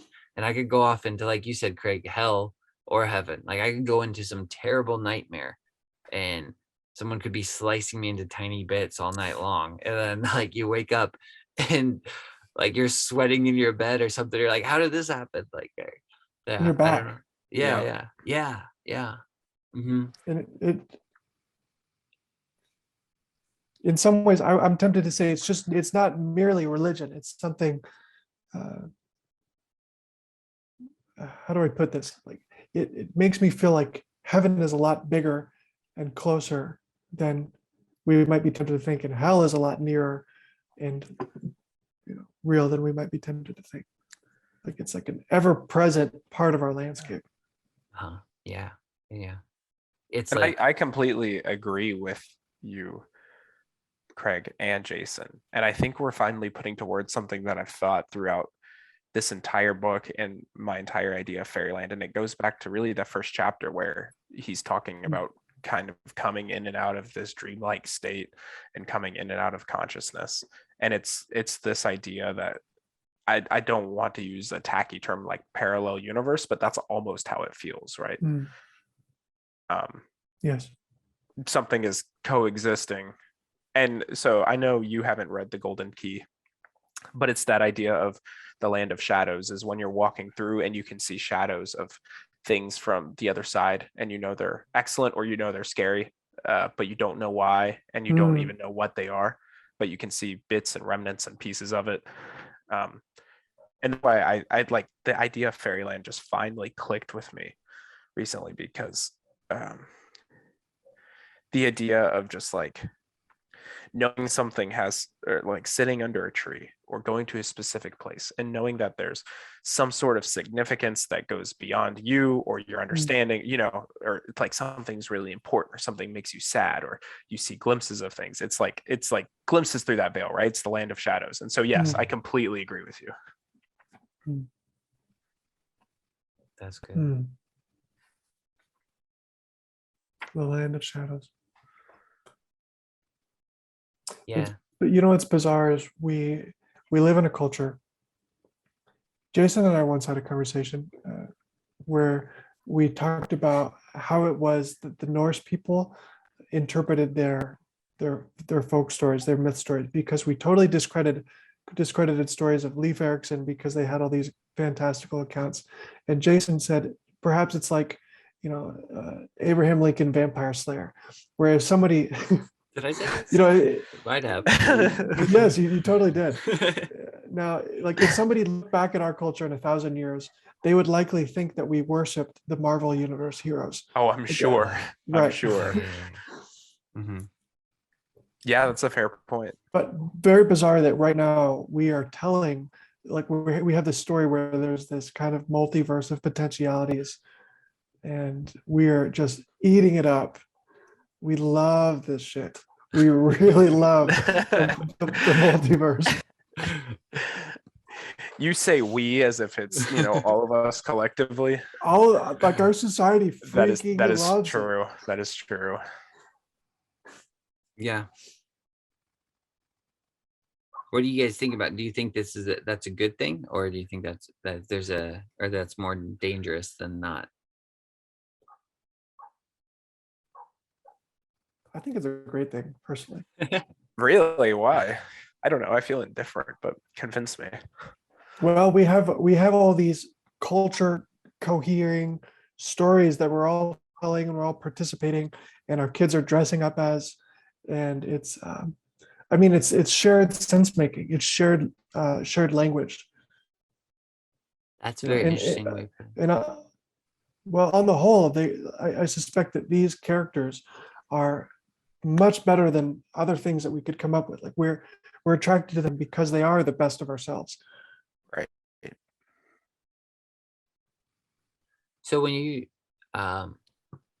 when you're saying multiverse, like you're saying that that's weird. I don't know why I didn't even think of it that way. So you're saying you're comparing it even to cross religions are coming together and different mythologies are now colliding, and is that kind of what you're saying and everything? I wasn't saying that, but say more. I think you're Oh, right. okay, I don't know. Well, because it made me think of I've had a few conversations recently, not super recently, but where I've kind of got into this idea, and I'm still chewing on the ideas because I think we see similarities in different mythologies, cross cultures, and there's similarities. There's usually differences too, but so like Thor is very similar to maybe it's Hercules. I don't know. Yeah, and Odin's kind of similar to Zeus. Um, things like that. I think maybe Zeus is a little bit similar to Baal, the idea of Baal in the Old Testament. I'm not sure. That'd be like I'll probably get corrected on that. I have no idea. But just that you're seeing, and then you see and then within these mythologies, you see stories in there that also um parallel cross culture. Like I guess the Noah story would be a good example, like of a multiverse thing where I'm going with this. Like you have uh Noah in the Bible, and then you have Noah in Hawaiian tradition, where Yep. they're like they have a flood story and they I have a love Noah. Hawaii and Noah. Yeah. And so like you have but like you have Noah in every society. They have a record of Noah, but he's not called Noah. But it's like, well, it's just a name. Like it's the same Mhm. character. It's the same narrative. It's the same story. Mhm. And it seems like we're at a point where we're more willing. I don't know that willing to accept it's the right way, but it seems like it's easier to accept and it's easier to understand or something. Like I feel like I don't know, 5 years ago, it would have been really, really just slam the door on it. Like, oh, his name's not Noah. Like his name has to be Noah, and it has to be. But it's like, no, it's the same guy. You just might call him something different, or it's the same. It's the same story. It's the same thing. Yeah. Is that kind of similar to what that? I guess that's what I was going off of what you were saying. I didn't know if that's what you were getting at, sort of, or Mhm. Yeah, that's a really interesting point. Well, it is interesting. We're in a time where there's so much more flow of information and so much more sharing of ideas from different places because of the internet. And I don't mean that trivially. I mean like the amount of just content about these things is in a place that it's never been before. And I'm going to ramble for a second, so forgive me. But I had a friend, and a friend, David Walrod. You guys both know this guy. He No. told me that he was talking about this, how he was talking to his parents about spirituality and how there's kind of all these things happening and how there's kind of a newness, and he wanted them to be open to new ways of looking at things like we were describing. He said there's a Hawaiian Noah that you guys don't even know about, and they said to him, you're the only one telling us this. Like the rest of our world is very fundamental. And I wonder, I say that because I wonder how inflated our impression of people's openness to this kind of there's a word for it, synchronism. It feels like we probably are more receptive than average to this thing. But maybe I'm over calibrating because of that story. What do you think? On average, are people open to?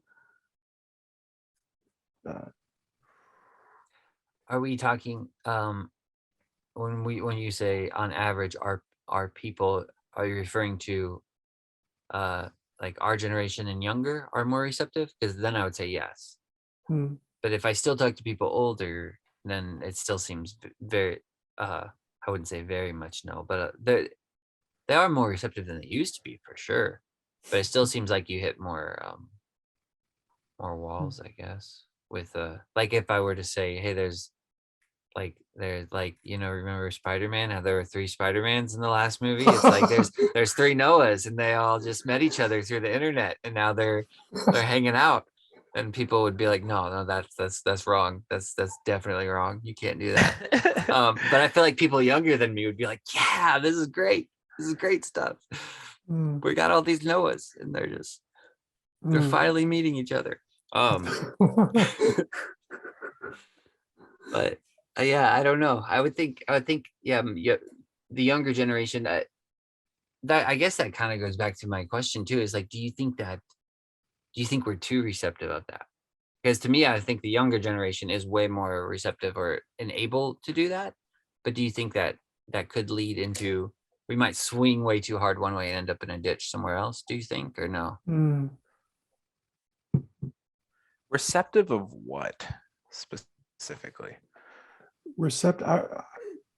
Of the Noahs. To me, it sounds like we're talking about receptive of the idea that the same pattern is embodied in multiple places, may be the same thing, or it may be its plausibility is enhanced by its existence in Right. multiple places. So I guess like the only thought that's coming to my head with that is receptive makes it sound like if you're being receptive to something, then you're being provided with new information. But I think then the question that I logically come to is seeing 3 Noahs new information, or is that just the reinforcing of an old idea? Is that new, or is it not? Does that just make all the things that I thought originally make more sense? I don't know. See, to me, I think you going with the latter would be you would Being kind of open to it. be the first in a way too. Like you're receiving it in, and then you're realizing, Gotcha. hey, this is just reinforcing this. Gotcha. But that's probably the proper way to do it, I guess. I guess where it might concern me is when I'm trying to think if we could be receptive of it in one way and see it as like, okay, this is backing up the story, and it would actually take it off into a ditch somewhere. I'm not sure. I don't know, maybe. Probably so. We were talking about the animated sculpture pattern earlier, and it sounds like we were having that discussion then as well, because you have this description of the story by Ovid, which, this is likely hundreds of years before Ovid was living around the time of Christ, but the Pygmalion story likely predated Christ. And so they don't, you have to ask, I suppose, how much common lineage these things have. Yeah. That's interesting. Because if they appear in different places, with seemingly without, like, if people develop them in parallel, apart from each other, that seems more like new information, John, than if it was simply just being rediscovered. Right.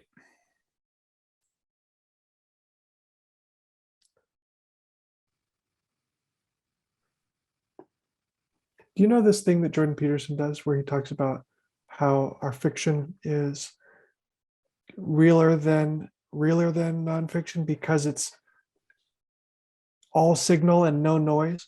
Yeah, This feels like the same kind of thing. it does. Wait, can you explain that a little bit more? All signal and no noise. Well, imagine that if you're listening to the recording of this video, there's a lot of noise in the background. There's pure signal, which is stuff you're interested in. Okay. It's the voices, the sound of the voices, but you're not really interested in the sound of, the coyotes in your yard. Or did you hear him? I did hear that. I heard it once, or yeah. somebody like a police siren outside. That's all noise, right? And so, in your own life, if you told me the story of your day, you're going to omit the noise, the stuff Yeah. that isn't meaningful. I see what you're And saying. you would say that fiction is purely meaningful. And so I'm comparing that to Yeah. the fact that we see the same signal in multiple places, in multiple cultures, multiple Noahs, means that it's more plausible that that is meaningful signal. Mhm. Yeah. Yeah. Yeah. I think it's easier to it is very strange. It's really strange. Like I really think that the ability to see symbolism and see stuff like that, there's kind of just been this veil on just humanity in general or something, being able to intuit it more so, because even with like talking about these different stories, the ability to recognize them as the same story, like I said, I don't think people could have done that. I don't know that I could have done that 5 years ago. Like I would hear of Noah in the ark, and then I'd hear of the Hawaiian Noah, and maybe he's in a canoe, and I would think that's different. I would like that would be my mindset though. I'd be like, they're not the same. This is an ark. That one's a canoe. Like they're not the same. But now I'm like, well, it's the same thing because it's a vessel. Like it's a sacred Hmm. vessel containing the logos. Like It's like the marble. You're not seeing the marble, you're seeing the essence of the marble. yeah, You're seeing the essence of the vessel Right. instead of the, yeah, the spirit of it. Yeah. you're seeing the spiritual world. You're in fairyland. That's what it means to be in fairyland. Yeah, I yeah. mean, that's my conclusion as well. Yeah. There's this verse in the Bible that like there's been a few of them that are like that where it doesn't even have to be a full verse. It'll just be like a clip of one, and for some reason it'll just almost stand out, and it's like it just bam just gets smacked on like every other verse and just gets applied to it. But that one verse in where they're trying to find David, they're looking for a new king, and Samuel's trying to pick him out in the sons, and he keeps picking out the good, like the muscular looking ones, and Yep. then he says, God, man does not see as God sees, for man looks at the outward appearance, but God looks at the heart. God looks at the spirit of it. And for some reason, like then I read that little clip, like God looks at the spirit of it, that just like boom, just like mapped on all the scripture. And I was like, so I'm reading all this stuff historically, but that's the right way of looking at it, but it is still given as like an image of as a symbol. It's still like it is real. It's a real like symbols are real and everything, but it's like there's a spirit behind it. And then that's been like just a never ending digging process out of this not even just this book. It's just like everything now, because then you get into fairyland and it's like, okay, wait, there's a spirit of marble, there's an essence of marble that's here. Like what's going on Totally, here? totally. You know, Yeah. what we're up to in a way is we're building a zoology of essences, of spirits. Mhm. Yeah. We're just discovering a pre-existing zoology of spirits. Exactly. Yeah, and that's what I mean. It makes it so hard to not believe in fairies now. Like it's harder for me to not believe in fairies, because if I believe them as being like, so there's the fairy of the marble, right? Like it's the essence, it's the spirit, it's the Right. Yes. like that. Yeah. And so it's like, how do I not believe in that now? Like it almost seems more absurd to not believe in it. And I'm like, All right, well, now I'm going around saying I believe in fairies, and I'm like, I believe in fairies now. yeah, right. My goodness, it's crazy. No, in all seriousness, Jason, like if that's the way that we're talking about it, I absolutely do believe in fairies. I think it's 100% real.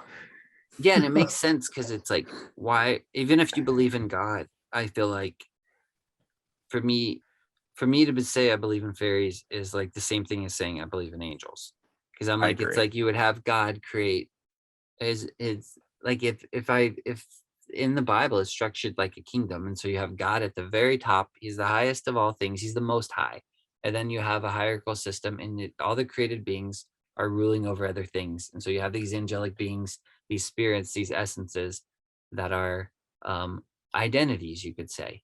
Yeah. And so even like the tree, all the little pieces of the tree, all the little pieces of the bark are coming into this one identity, this one spirit, this one idea, this essence behind the tree, and that's what they're all unifying under. And it's like, and when you start seeing it that way, you're like, it's I don't know, it just, yeah, it makes sense. It's Right. yeah, It does make sense. it it's just it almost feels like it's just semantics at this point. It's like I say fairy, you say angel, whatever. It's just a little angel in the flower. Man, what else does anything, sorry, we keep talking. I feel like there was some stuff I wanted to like other stuff I wanted to point out or ask you guys about, but now I can't remember. And we've been going for almost 2 hours, but this conversation has been fascinating to me. I really liked that he couldn't see the outline of the woman in the alabaster. He could just see the face. Say more about that. I don't exactly know what it means, but yeah, I have it highlighted. The actual outlines of the rest of the form were so indistinct that the more than semi-opacity of the alabaster seemed insufficient to account for the fact, and I conjectured that a light robe added to its obscurity. Hmm. I like Yeah. the idea of seeing potential but not having it hammered down yet. Yes, totally. I think everybody knows what that means. Yep. If you've ever tried to make anything, you're like, I see what I'm getting at, but it totally doesn't exist yet. Yep. Yep. The worst part is when you go to actually make it, you're like, dang it! Ah! It's better just to dream. Yeah. These Ooh. hands. Oh Man. man, when you said it's better just to dream. Yeah. I know. I feel like we tell stories about this.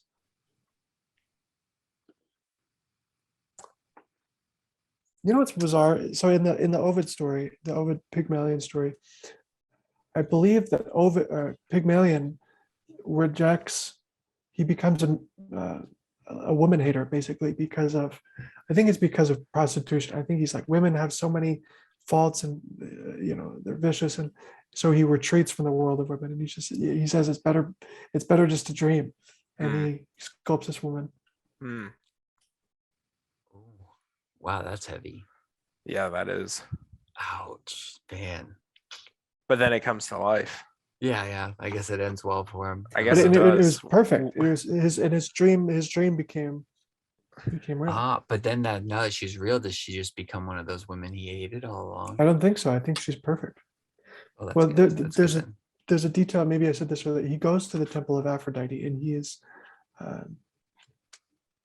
in the temple and he's praying, but he doesn't say it. He's afraid to say what he wants. And I think he wishes silently. He prays and like makes. Is he embarrassed? Yes, Wow. Why? because I think it's because of the ridiculousness of his dream. Of his request. Yes. Hmm. And he goes to, this is the Temple of Aphrodite, the goddess of beauty. Yeah. I gotta read this story, man. Yeah, that's what, man. I love those Greek stories. Like, So do I. So people don't like them and that they're like pagan or whatever. But I'm like, man, if you just sit back and think about them, they're the depths of them. Or those Greeks, man, they knew what they were talking about.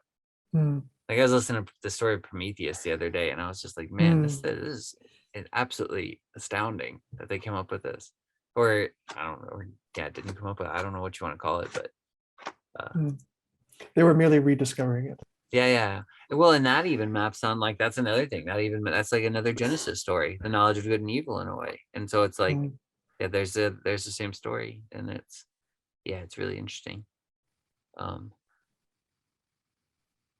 Yeah, And for Adonis in the book, flash forward another chapter. We'll talk about chapter 6 next time, but it would have ended better for him had he left that vague image of the woman in the alabaster and not tried to get her out, which is interesting. So in his case, it would have been better if he had just kept dreaming. So is this a cautionary tale? I don't know. That's what I was thinking. Maybe. What do you make of the fact that he sings to her to make her? I know. I was thinking about that as well. Wait, I don't know if this. Sorry, go ahead. He does this maneuver where he talks about the song that he sang, and he's kind of like, I sang a song. It was really great. I couldn't possibly retell it here, but it went something like. And again, it wasn't like that at all. She's real. She goes to a different school. She's really hard. He definitely does. It's really funny. That is great. Oh, What were you gonna say, Jason? I don't know. There was a part, and this probably doesn't. I don't know if it maps on or not. I just had this highlighted, but it said um, what was my delight to find a rocky cell, all the angles rounded away with rich moss, and every ledge and projection crowded with lovely ferns, the variety of whose forms and groupings and shades wrought in me like a poem, for such a harmony could not exist except they all consented to some one end. So I don't know. I don't know why. When you mentioned song, I didn't know if maybe there was something, that idea of like kind of this. I don't know. That's probably not there, because I was thinking harmony when he mentioned that there. But it seems like, what does he say? He says something like, what was the where does it say that when he says like, I thought maybe sweet sounds can go where kisses may not enter. I sat and thought. Yeah. Ooh, that's That's what- juicy. Okay, so he says, might not a song awake this form, that the glory of motion might for a time displace the loveliness of rest? Sweet sounds can go where kisses may not enter. I sat and thought. Oh, and Orpheus, that's what he thought about. The story of Orpheus. He's going through all these Greek stories, man. He's got bringing in Yeah. Arthur, bringing in Orpheus, yeah. Hmm. And Orpheus is the one that sings songs in Greek myths. Well, not the only one, I'm sure, but he's known for that. He's the one that sings. I think he saves the sailors. Is it on the Argonauts? I think there's a story where Orpheus sings. They're being distracted by the sirens, and he ends up singing the sirens to bring him back or something, to save him. I don't know. You know, Interesting. I believe that's the Odyssey, but that also happens in DreamWorks Sinbad starring Brad Pitt, What? which I highly recommend. It's a really wonderful. I've never seen it. It's in the style of The Road to El Dorado. Did you see this movie? No, I don't. That sounds really familiar. My goodness, you've got to watch The Road to El Dorado, and Is you've it? got It's to a watch. cartoon. Yes, by DreamWorks Yeah. and Okay, Sinbad. I think I have seen the El Dorado. Yeah. You're I'll add totally it to you're my playing list. yourself. You're playing yourself if you haven't seen these movies. All right. I'll have to watch it for sure. For sure. Man. So one other thing that stood out to me, I don't know that it stood out to me. It's just like I love this part is where he says, where he's talking about the beech tree after leaving her the next day, and he says, let's see. I could not help it. Oh wait, no. So let's see. I'll just read from the beginning. I walked on in the fresh morning air as if newborn. The only thing that damped my pleasure was a cloud of something between sorrow and delight. That crossed my mind with a frequently returning thought of my last night's hostess. But then I thought, if she is sorry, I could not help it, and she has all the pleasures she ever had. Such a day as this is surely a joy to her as much, at least, as it is to me. And this was the part I liked. And her life will perhaps be the richer for holding now within it the memory of what came but could not stay. And if ever she is a woman, who knows, but we may meet somewhere. There's plenty of room for meeting in the universe. I don't know. I just love that. That's just like so comforting to me. I don't know. That's and good. And the part like of that. her life will now be the richer of holding within it the memory of what came but could not stay. Like, it's so relatable. So relatable. Say more. How's it relatable? I thought of you, Jason, when I first read this, and I knew we were going to be talking about it. Yeah, of course. Yeah. Well, I think I think you'd have to do it with any good memory you have, because any memory is kind of in the past, and it's like, especially with loss of loved ones, like you would say they couldn't stay, but their life, like, I'm glad I met them. I'm glad I had that time with them. It's better, like, that I had that and I'm sad about it rather than to never have it at all, sort of thing. Or any, I guess that, but it seems like every memory is kind of like that. Like, there's this weird thing where, like, your joy becomes sorrow, and the scripture always talks about the opposite, but it's like, but I think there's both. I think it might kind of even map onto what we were talking about earlier about, like, just this process of, like, going up and down and up and down. It's like your joy, then your greatest joy becomes your greatest sorrow. but then after in that sorrow for a while, then you get like lifted out back and it becomes your greatest joy again. Yeah, and your life's just that much more rich. Because I think, sorry, go ahead. To add to your point, there's a thing that I've heard multiple people say who have lost a partner to death. They'll say that the things that they used to be annoyed by the most about their partner are the things that they then miss the most. Ouch. Oh, I mean, that's beautiful and so sad at the same way. Yes. It's that like he said in there, somewhere between sorrow and delight or something like that. I don't know. It's one of those things.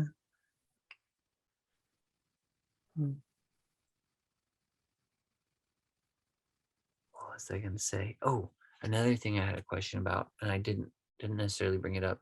So the idea you brought up of the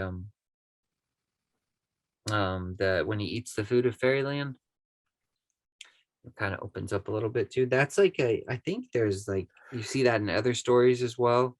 It's not like a super uncommon thing. What do you guys have any thoughts on that in terms of the Eucharist? That's interesting.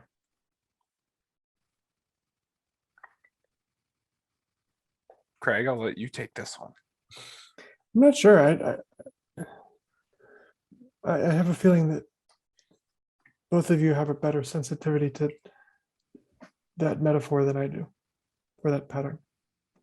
Well, I feel like I should.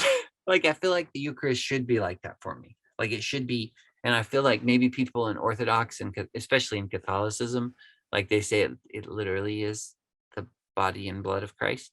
And I think to make it, I think I like the Orthodox view where it's both, because they'll say it's symbolic. So they'll say, well, it is his body and it is his blood, but it's also symbolic. But I don't know that I have that same experience. They seem to have like a better knowing about that than I do. I'm not sure exactly, but it makes me think of the after Jesus' resurrection, when he's like walking on the road and there's these two disciples and they don't even recognize him. They have no idea who he is, but they think he's just some guy. And so he starts talking to them and they're like, well, come back to our place and stay with us. And so he goes back to it with them, and then he eats bread with them. And it says like he breaks the bread, and then as soon as they eat the bread with Christ, then they recognize who he is and he vanishes from their sight. It's like Jesus took I've this never weird really thing. thought about that. That's But really interesting. yeah, I wonder if it, like, that's what it kind of made me think about, like this partaking of the Eucharist actually like lifts another veil and you see it clearer through that. I don't know that I've had that experience, but I feel like I should have. That's probably gonna be really sad for me to say that. Maybe I have had that experience and I've just never really paid attention to it per se. I don't know. What about you guys? Writing that down. What? Yeah, I've made a note on it earlier as well. I don't know, Jason. That's interesting. Because you also have fasting, which is the opposite. Yeah, that's true. Yeah, and there is a weird play on that too, where you're like you're fasting and you're still eating, but you're not Right. eating any physical food, but it's like Right. But you're Jesus, full. yeah, Jesus says, I have food to eat that you do not know. Like I'm eating from Yep. fairyland right now and you don't even know it.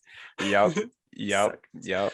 Yeah, and the heavenly manna, like the Bible mentions this heavenly manna, like in Revelation, it Yes. says, I will give him some of that heavenly manna that I've reserved, or something like that. Yes. It's like, is that the food of fairyland? No. I gotta chew on No. that, man. I don't know. Yeah. You know what's bizarre is there's this thematic feature of fairy stories where there's people that can see fairyland and those that can't. And Super annoying. that happens in chapter 6, I think, or maybe it's 7. It's probably 7. But the way, like, we would say, in a certain sense, we believe in fairies, but there's certain people where if they haven't been exposed to this kind of thing, there's no getting them on board with it whatsoever. Like there's just so many, you have to have spent so much time in fairyland, so to speak, Yeah. to be sensitive to these kind of things. And so Yeah. I feel like I used to think that was just such a dumb feature of these stories, but I feel like it's just so true. You Yeah. can't teach someone to see any of these things overnight. And Yeah, you have to eat of the fruits first before you totally. can really begin to understand what's going on. And I think, it's that repeated exposure. I bring that up. I wonder if that is why the Eucharist is this thing that is done ritually. You don't do it once. It's not like you're baptized Yeah, once, that's a but the good point. Eucharist is this, you're repeatedly That is a eating of good it. point. Do they do it do you guys know if Orthodox and Catholics do it every week? Yeah. I think so. They do. Okay. Wow. Anglicans as well. Yeah.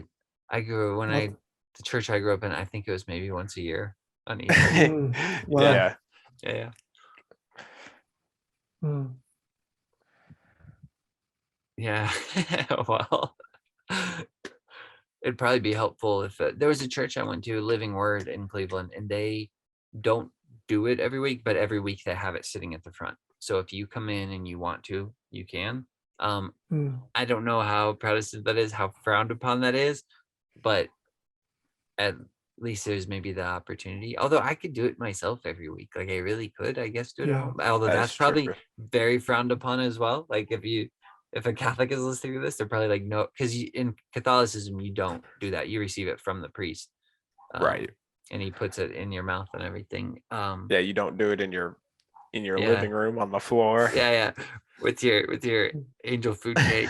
Because it's Yes. called Yeah. angel. It's the heavenly manna, Yeah. angel cake. Mm. In my soda pop. Yeah, well, this is Oh man, I love Protestantism. You get the Coke that tastes like space flavored. Yeah, there we go. The heavenly Coke and the angel The heavenly food cake. Coke and the angel food cake. It's a diabetic communion. Oh man, what fairyland would that put you in? A coma.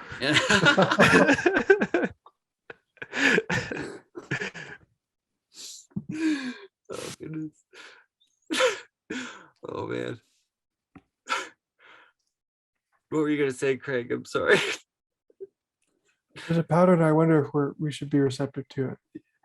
You take the communion in the designated place with the designated time, administered by the designated person.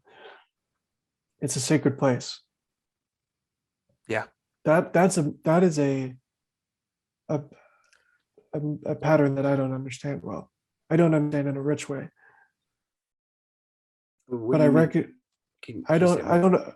Well, you talked about, sitting cross-legged on your floor with the Diet Coke and it somehow cheapens the experience. Oh yeah, it does. Yeah. So you mean when you say you don't understand it, like you don't understand the depths of it, sort of thing? Yes, Yeah, I don't yeah, see it. It hasn't collapsed down. Yeah. Same with me. Yeah. Yeah, sure. I was gonna say I agree with you, Craig. I don't get it either. I bet, Jason, I bet you have a good sense of this because you have a good sense of what it means, the word dedicated or virgin. I sense that it's the same. We're in the same family. Mhm. Do you think so? Yeah, I think so. Yeah. Yeah. What's the significance of something being? So, okay, here's something interesting. I hadn't really thought of this, and this might map on as well. So if you're when it talks about the communion taking part of the Eucharist, it says like, what's that weird? There's a part in Corinthians, and it basically says like, you don't do it in like when you're in a sinful place or something. You want to have be right with your, like, not harboring unforgiveness. I'll just read it really quick. I can find it because I find don't that. remember exactly what it says. Therefore, whoever, it's weird. I opened up right to the right page. This is Well, divine. This is the No. Lord. This is Lord. Therefore, whoever eats this bread and drinks this cup of the Lord in an unworthy manner will be guilty of the body and blood of the Lord. But let a man examine himself, and so let him eat of the bread and drink of the cup. For he who eats and drinks in an unworthy manner eats and drinks judgment on himself, not discerning the Lord's body. For this reason, many are weak and sick among you, and many sleep. For if we would judge ourselves, we would not be judged. But when we are judged, we are chastened by the Lord, that we may not be condemned with this world. So there's that word at the end there too, is chastened by the Lord. And he says somewhere in 2 Corinthians, he says, I want to present you a chaste virgin to Christ. So there's like chastening that happens from God to kind of, for that purpose, to make you virgin and dedicated and set apart and holy. But this was the idea, like I hadn't actually thought of before. So in the Old Testament, it's this part that sounds very extremely hateful to women, where I love it. I just think it's like I love those parts. Yeah, they're just so great. No, but there's this ritual where, like, if you think your wife is cheating on you and being, it says if the spirit of jealousy comes upon you. Have you read this, John? I have, yeah. Yeah. So it's in Numbers, and it's like if the spirit of jealousy comes upon him and he thinks his wife is cheating, she doesn't even have to be cheating. If he just like suspects it, then he can take her before the priest, and then the priest will basically give her holy water, and cause her to drink the water. And this water brings a curse if she's been unfaithful. Like she'll swear that she's been faithful. If she's lying and she's been unfaithful, then her belly will swell and her thigh will rot. That's what it says. And I don't know if that like gets at the idea of like barrenness in a way. I'm not sure. I had someone suggest that one time, and I was like, that might be because the belly, like, and the thigh. I don't know. Maybe not. But so it kind of, I wonder if it's kind of similar to that. Like you're actually, when you're a Christian, your life is not your own. You take up your cross and follow him. And then if you're playing the harlot with other things and knowingly doing it, like consciously doing it, consciously living in sin and making excuses for your conscience and just constantly hardening yourself and searing your conscience and just keep playing the harlot and keep playing the harlot. And then you go take the Eucharist. It's like, well, you better watch out. Like I was actually excited. Excited is probably the wrong word. I was definitely intrigued when I heard that Putin was still partaking in communion and everything. Like he did this on Easter and everything. And they was talking I about didn't him, know like, that. and I was just like, oh man, there you go. Like, How like weird. Yeah. But to me, I'm like, well, I would be scared to do that. Like, I think when you approach the Eucharist, I think you need to approach it with a reverence and definitely like check yourself and be like, am I? And people, like, I think would say, I know people would probably say the opposite of me, especially in Protestant circles, and they say, well, you can never be worthy because it's Christ that makes you worthy. And I understand that. Like it's through his forgiveness, it's through his sacrifice. But then at the same time, like you can't be trampling his blood underfoot and then want to drink it. Well, this is an like, open question. This is an open question to how much we're supposed to, how much Christians are meant to worship Christ and how much they're meant to emulate him. I suspect we don't do it. When I say we, I just mean as a culture, we've underemphasized emulating or manifesting that spirit. Yeah. That was I got somehow weirdly passionate just there. I don't No. I don't know what happened. No, it's good. I was just taking it in. I was taking it in. Yeah, I I was agree with you too. though. Yeah, it reminded me of that's what I was just thinking. Sorry. It reminded me a little bit of what Jordan Peterson says, where it's like it seems like there's this the call of Christianity is the bar's too low, sort of thing. Is that what you're kind of getting at? That idea a little Agreed. bit? The bars, we've set the bar too low. Yeah. I understand the I don't know what you call it. Is it dichotomy? I don't know the right word. Where the push and pull, I guess, of both ideas, because you want to live just like Christ. Like that's the idea. Is and to I was actually listening to Paul Vanderklay, and he said this one statement. I was like, man, that's so good. And he said, you basically you clean up your life and you make your life better. That way you can sacrifice it. Like that's just what we do. And so that way you can lay down your life for other people, but you have to actually being like actively engaging and being a better person to do that. So you want that, but then at the same time, it's like you have to always remember that you're like the worst sinner at the same time. It's this weird state of like it's never your righteousness. Yeah. Because that's the stumbling stone, is like when God gives you the law and he gives you Moses and he gives you the rules. Well, the problem with following those, like the good thing is that you follow them and that you're living right and people can look to you as an example. But then the problem with it is that you start saying, oh, I did this. I'm the God now. Like, you don't even have to say I'm the God now, but you kind of get into that mindset a little bit. You think it's all by your own works and your own good deeds that you're so special. And and there's like this refrain in Deuteronomy where God says that to him before they're going to the promised land. He's like, when you get into this land, and he says it over and over, he says, don't think it's by your righteousness that you're coming in here. He's like, it's because of the unrighteousness of the nation. It's like, this land can't bear their wickedness anymore, so this land is casting them out and you're just coming in. And he's like, it's not your righteousness. I love you, but it's not your righteousness. But then at the same time, he gives them all these rules to be righteous. And it's Yeah. so it's this weird. So I don't know. I appreciate the pull both ways too. I don't know. I really do agree with Jordan Peterson in that. I do think it doesn't, I guess, call people, there's this lackadaisical attitude or something to Christianity that's not right.